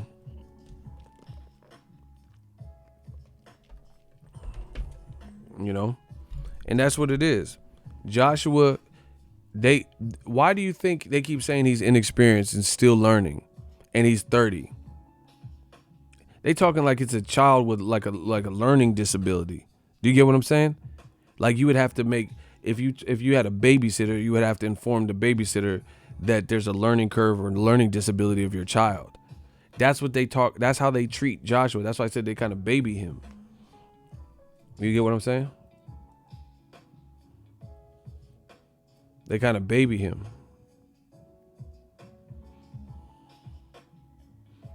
You know, oh, he's still learning. What was that? His Ruiz fight was his 22nd fight. Block Clinton Bush. He a rat. Get the rats out of here. Listen, I don't care. I'm not here to impress none of y'all. I don't care. I know who the regulars are. You might as well just sit there in silence and hit the dislike button. Because when you rats show your face, I know you're a rat. Anyway, yeah, it's like they baby Joshua. It's like they babied him. Oh, he's not ready. So if they keep saying he's inexperienced, so all of a sudden, okay, I've been telling you the same thing. So he lost to Ruiz. Just tell me if this makes sense. He lost to Ruiz, and the narrative is, no, he wasn't ready. That's what they keep saying. He lost to Ruiz, and they're saying, oh, I was inexperienced, either him or Eddie Hearn, or I wasn't ready. So how are you going to convince me, who's been following this whole saga, that he was ready for Deontay Wilder, like y'all said? How was he ready for Deontay Wilder if you're now saying you were not even ready for Andy Ruiz and you're still learning? Ruiz is a good fighter, but Wilder's bigger, more athletic, longer arms, and he's the hardest puncher out right now. So, and he's aggressive. And he's not going to be, I don't think he likes Eddie Hearn, or I don't think he likes Josh. So I don't think he's going to be nice like Andy Ruiz and smile and snickers and shit. Bro, I told you from the real one. Shout out to my day one real ones. This has already been decided. All I'm doing is the Roy Jones, Ego Jones Jr. Y'all must have forgot. Now you understand what we've been saying from the beginning. There was a reason why Joshua found out Wilder was going to get into the ring after the Joseph Parker fight and said, Bro, Joshua looks more in his comfort zone with Andy Ruiz because Andy Ruiz he's like a nice guy. Do you imagine if in this same situation, say Wilder beat him once and then he going up against Wilder and Wilder's like, man, Joshua, I swear, I promise, and acting like that Bronze Bomber stuff. Bro, how do you think Joshua would look? He's looking skinnier than ever. And see, luckily Ruiz, like I say, he's a nice guy, so Ruiz ain't like trying him like that. Imagine if Wilder, guy inch taller than you, a guy you know has power, is treating you with no respect. Andy Ruiz is still being cool and smiling and stuff. He said, "Oh, what's the strategy to beat you?" And Andy Ruiz, what? You know, imagine Wilder. Imagine if Joshua was acting like timid like that with Wilder. Come on, bro. It wouldn't even. I don't even know if Wilder and Joshua fought one time. I don't think there would be a second. I really don't. Like I said, now you see what new media was telling you from the beginning. We're saying the same. There was a reason Wilder was uninvited once he could, because Joshua likes maybe a control freak. Maybe is a good word. Maybe a control freak. He wants to be able to control that, even in his fighting style. If he can't control the tempo or control, the situation or fears the situation, bro, it's going to be different. You know what I'm saying? Period. He knew he couldn't control Wilder. He knew he couldn't control Wilder. So if Wilder got in the ring after remember when Wilder and Luis Ortiz first Luis Ortiz wasn't acting like that. When Luis Ortiz let Wilder get in the ring and Wilder's like, "I blessed you," and he's like, Luis Ortiz said, "You a bitch." I didn't even know he spoke English like that until he said that. Ortiz had just knocked someone out and Wilder jumped in the ring. I made videos about it. And Luis Ortiz said, "Bitch, motherfucker." Bro, he cussed Wilder out. And Wilder was cussing him out like, "Oh my God, Ortiz, I blessed you." They was both at each other. Imagine that. Dude, who believes Joshua would be like that? Bro, Joshua, I'm telling you, we seen the energy from a mile away. Gerald Miller pushed Joshua hard as hell for no reason and was talking greasy about his mum. He was talking like reckless about Joshua's mum. And then one of Gerald Miller's random entourage people were heckling him and he jumped off in the crowd to go fight them. It's like, hey, wait. This dude's talking about, "I'm going to take your mom to breakfast and lunch and pushing you, actually touching you." And you're more upset with some guy in the crowd. He said, Eddie, get this guy, man, bro. That's what I'm saying. Jabari Brown.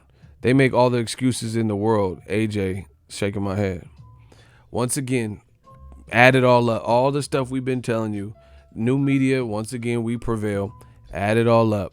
There's a reason Wilder couldn't get in the ring. There's a reason the fight didn't happen. There's a reason randomly Povetkin got called to make the fight in 48 hours when Wilder finally agreed to the low ball money and said he's going to the UK. They didn't want the fight. Very easy to see then, and I think it's even clearer to see now. The man said he was inexperienced. There was a reason why Joshua and Eddie Hearn were constantly talking about when Wilder turned pro, when Tyson Fury turned pro, and when AJ turned pro. And AJ's learning, and AJ turned pro this year, and they turned pro. You know how I told you this then, and I'm going to repeat it. I told you. Y'all must have forgot.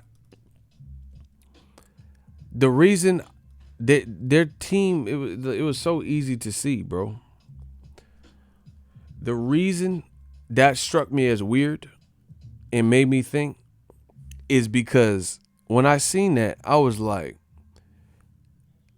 I follow and report on boxing, and I didn't even know Tyson Fury and Wilder both turned pro in the same year.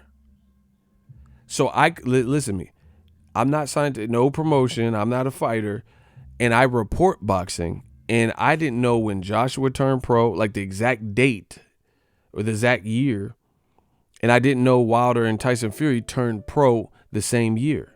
I didn't know, didn't care. I feel like I knew enough of their recent history and their big fights and stuff like that. And I cover boxing, and I'm pretty well versed. So I'm like, how did Joshua know that? Because he's insecure, and they created a narrative. He's insecure, and they created a narrative. So they kept telling you this. They said, "Oh, I turned pro in my blah blah blah year, and Wilder and Tyson Fury turned pro." No, he said I started boxing in 2008, and Wilder and Tyson turned pro a year later in 2009. I'm like, how does he even know this? Why do you care? Like, who cares when they turn pro? And Eddie Hearn tried to distract you. Oh, Josh was fighting Charles Martin for the IBF, and and Wilder was fighting in Cancun. And I'm like, who cares where? That is the weakest argument, that Wilder was fighting in Cancun in his 15th fight versus Joshua. Nobody cares about that. Like, I wanted to see Evander Holyfield, Lennox Lewis. I don't care if they both got over a certain amount of fights and they the hot shit in the division. I wasn't like, oh, Lennox Lewis, he fought Oliver McCall in his 7th fight, and Mike Tyson was fighting Liam Lee. Nobody cares. Mike Tyson's hot. He's one of the top guys in the division, and you're. So that always struck me as weird. So once again, you guys bought into a narrative. He said they did their research, huh? Exactly. Bro, Devin Haney, he's a great example because he's young and he's hungry. Devin Haney didn't say, oh, man, I was in 3rd grade when Lomachenko was fighting Salido. He don't care. He don't care what you did. He don't care about, man, I was born the year Lomachenko won his first title. Nobody, he don't care. He want to fight Loma. That's it. If you got to say all this extra, Wilder's a champion, you're a champion, and Tyson Fury, whatever, feels he's a lineal champion. That's it. That's it. You're a top guy, he's a top guy, he's a top guy. People want to see the fight. So Chris Eubank is right. I've been right. Chris Eubank just told you can't skip university. So what Eddie Hearn thought he could do is make Joshua a champion and then build him to the point where he got confident enough to later beat these guys. But the thing is, the heat is on. New media is out. It doesn't work like that. When you're a champion, you're a bullseye on your back. And like, for example, they treat honestly, I'm gonna just say this. They almost treat Joshua how they treat non-black fighters in America. They almost treat Joshua like he's not black, like he's like the non-black fighters. Let me explain. See, in America, it's almost the opposite. You have Devin Haney, who's young and could just be like developing, and like he's 21. He could be developing, and he's chasing Lomachenko, trying to get the work. Loma's the guy's decorated 400 amateur, only 1 loss, 2 gold medals, not super old, still winning, ain't lost since Salido, made some guys quit. And Devin's the one chasing Lomachenko, trying to get it. Loma's the one becoming the franchise champion. Same thing with Jamal Charlo.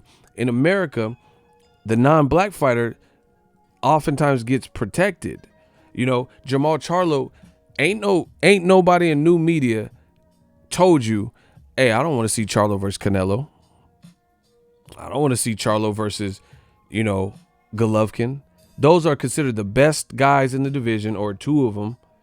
And you ain't never, ever heard me or anybody who's actually new media say we don't want those fights. So it's actually the opposite in America. You have the prominent, like, nobody's trying to protect Jermall Charlo's champion. I want to see him fight Derevyanchenko. I want to see him fight Chris Eubank, because those are easy fights to make. I want to see him fight Canelo, and I want to see him fight Triple G. Ain't nobody said that. Same thing with Wilder. I want to see Wilder Fury rematch. I want to see Wilder Joshua, when he was undefeated. I want to see Wilder versus Ruiz. Nobody's protecting Wilder. So Wilder's the champion. So what I'm saying, I'm practicing what I'm preaching. Ain't nobody said they don't want to see Wilder versus Fury from new media, the rematch. Ain't nobody protected him. We even embraced the Wilder versus Ortiz rematch, even though we knew it was dangerous. Right?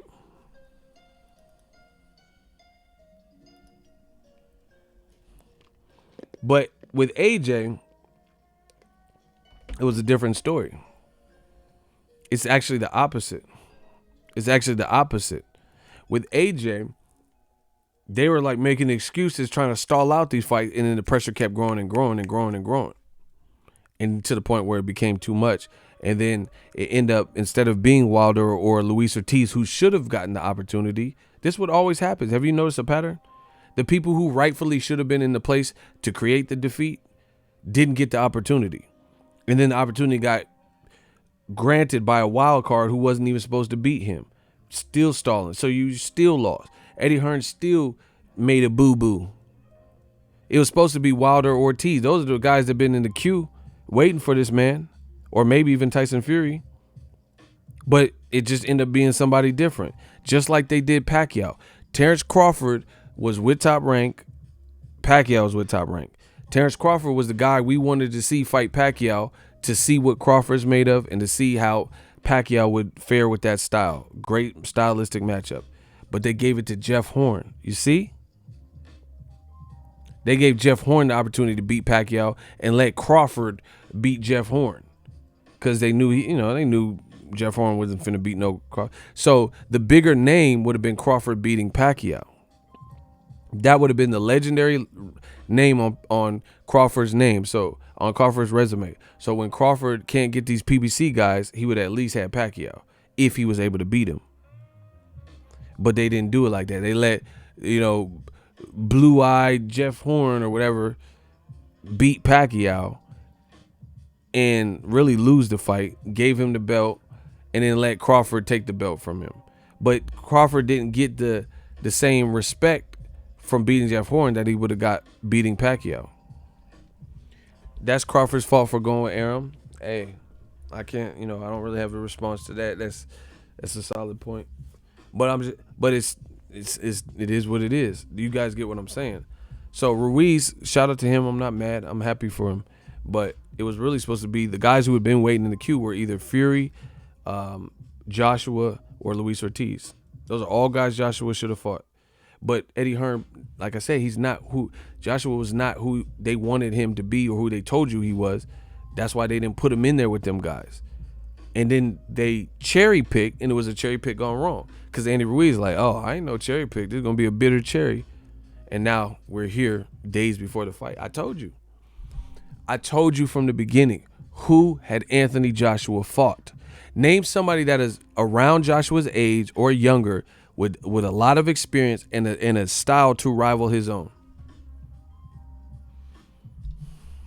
Name somebody. I told you the resume was a lot lighter than you guys made it. You guys told me Joshua had a crazy resume. Told you. And now this is 100% proof of what I said. Because one, he lost. And two, they saying he needed experience. Oh, he wasn't ready. He needed more experience. So, bro, I just killed old media from all angles. This proves he didn't want Wilder.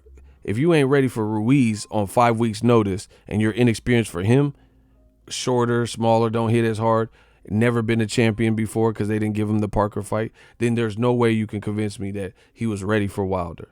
So we killed that. I told you Joshua's resume was light. Killed that. Bro, it's over. It's over. It's over, bro.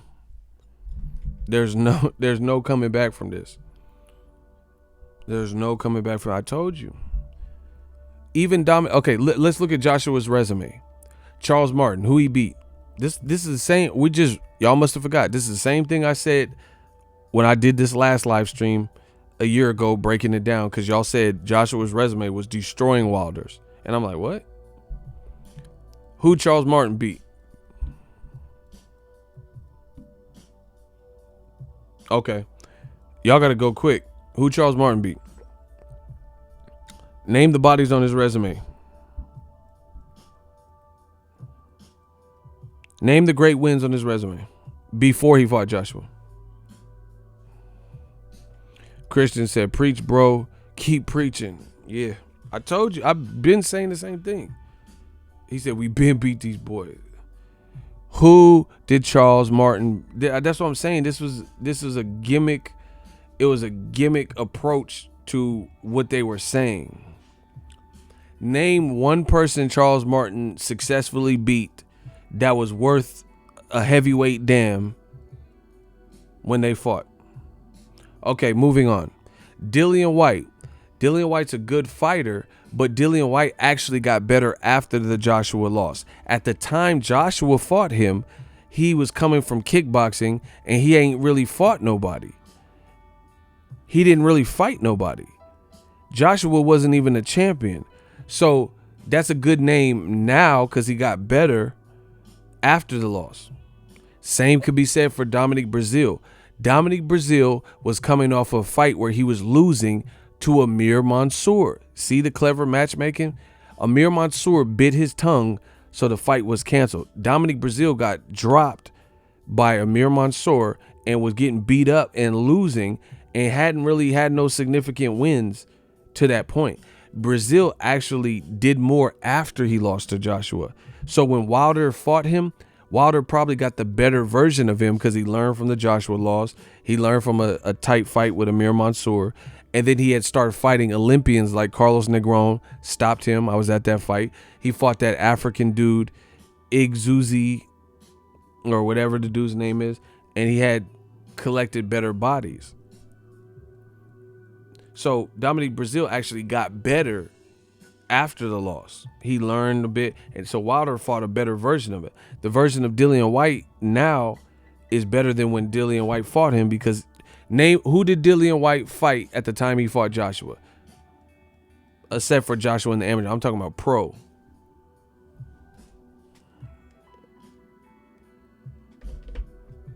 He got a gold medal. Block him. Oh, no. You're okay. Don't block him. Don't block him. I thought he was. I thought you were saying something condescending. See, that's what I'm saying. You could Klitschko. I told you unblock him. That was an accident. Thank you. Klitschko waited on the shelf, thinking he was gonna get a Tyson Fury match, who failed a drug test. So he didn't fight for 2 years, and he was coming off a bad loss where he lost all of his belts. So Joshua didn't fight a champion Klitschko. He fought the Klitschko that had lost for the first time in 9 years. And did good for himself. Bro, it's a wrap. So who else did Joshua beat? Joseph Parker. Joseph Parker didn't even beat Andy Ruiz, in my opinion. And then his title defenses, he didn't look good. Like Raskojano and Huey Fury. He didn't have no sensational performance. Bro, this is the Eddie Hearn rematch room charade. And Eddie Hearn had the nerve to say Joseph Parker was better and more dangerous than Wilder. Who believes that? I told you.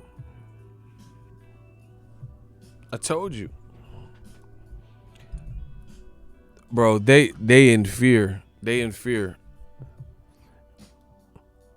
Look, dudes can say whatever. Oh, who Wilder beat? Bro, Wilder beat Bermain Stavern. That was a champion. Bermain Stavern at the time, people were saying was going to knock Wilder out. Go look at any videos, the old videos.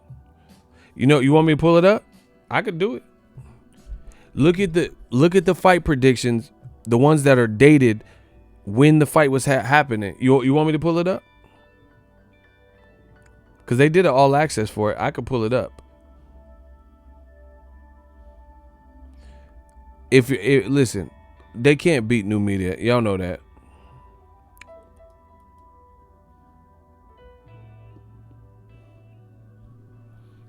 I'll pull it up.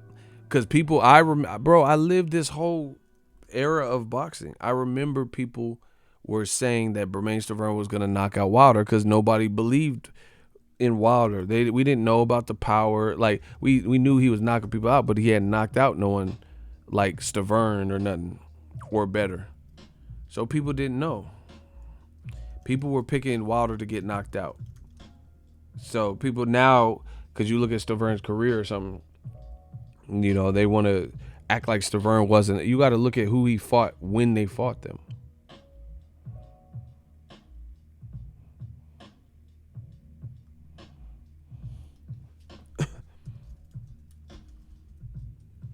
You can't look at him now and say, oh.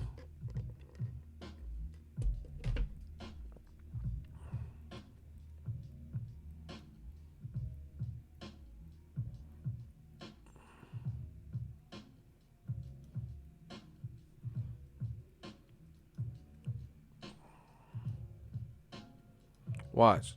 I just pulled it up. I ain't doing no proofreading or nothing. Man, it's getting too easy for me, y'all. All right. You see that?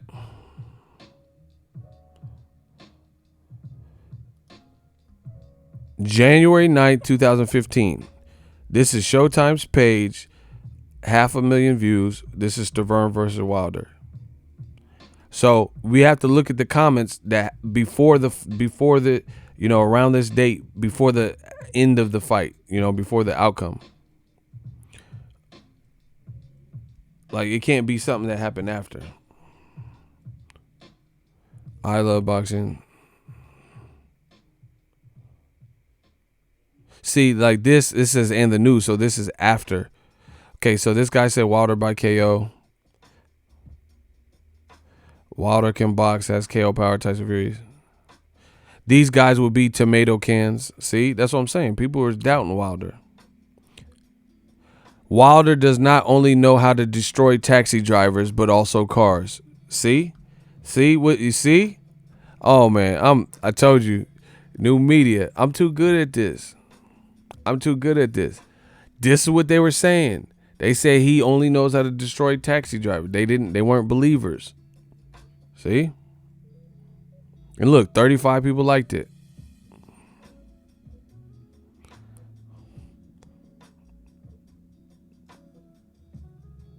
I'm talking about, I want to see fight predictions. Super fight. See? People were saying there's a super fight. Bum squad. You could tell which ones are old. Best heavyweight fight I've seen in years. I've watched this 6 times. I'm so hyped. See, I told you, people thought this. See, now they want to look at Bermane Stiverne and be like, oh, who is Stiverne? Look at Bum Squad, sick intro, bruh. I told you. Bomb Squad, okay. Someone said he's the best boxer. Wilder's an athlete. I'm really excited for the fight. See, I told you, people was happy. This is going to be epic. Advanced Stiverne. See, people picking Stiverne. Stiverne is responsible. The heavyweight division hasn't been this hot since Tyson. See, but now people look at the Stiverne like it wasn't a good win. I told you. See, you guys, man, I told you you're not dealing with new media. You can't. They want to look back on it and then act like Stiverne wasn't nobody. But you see how excited people were for the fight during. See, you can't look at it now and then try to remember if without taking a trip down memory lane what the fight was at the time. At the time, people thought Stiverne had a real chance and this was a great fight. And Wilder beat him fair and square. A good fight coming up. I'm looking forward to it. Rooting for Wilder because he's from Alabama. Going for Wilder, right attitude. So some people were still messing with it. The secret to KO and Stiverne is this. Stiverne, see, look. Thomas Magnum, he said Stiverne by KO. I told you. See, you have to look at where the fight was, what people thought about it then. People thought Stiverne could win. I dream Wilder's gonna win by TKO. This one should be big. See, I told you, Staverne's getting knocked out, so some people was hyped for him. I feel bad for Staverne. He's too slow. I'm going to go with Wilder on this one, although it's pretty hard to ignore his knockout loss as an amateur with headgear on. See? Hopefully his chin is improved and he can take punches from a legitimate heavyweight. See? People are like, who he ain't fought, who he fight, blah, blah, blah. See, and this is after because it says, and new. See, some of the comments are, see, Wilder punished it, so that's after the fight.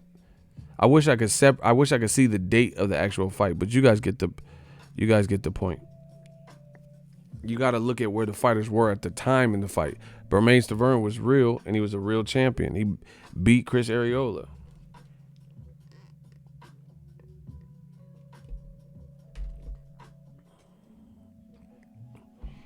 Now they're like, oh, who's Wilder beat? Because they don't think Stiverne's at the top of his game now. That's not. When he beat Stiverne at that time, that was a good win for him. And people thought he was going to lose, too. A lot of people. It wasn't just all Wilder pro fans and shit. Man, it's over for old media. I told you. Yeah, they only know Stiverne from the rematch, which is unfair. We're talking about he did this twice to Stiverne. And especially the first time when he did it, Stiverne was... Yeah, that's what I'm saying. Wilder made Stiverne go on the decline. Facts. If Stiverne, that's a great point. That's a shout out to Christian. Had Stiverne not fought, Wilder takes years off you, bro. If he's hitting you with this hard shit. That's why why do you think, okay, put it this way. Man, come on, bro. I'm so happy you guys get to see our best work. You guys get to see it. The bottom line is this. Why didn't Tyson Fury fight a puncher after the Wilder fight? Why not?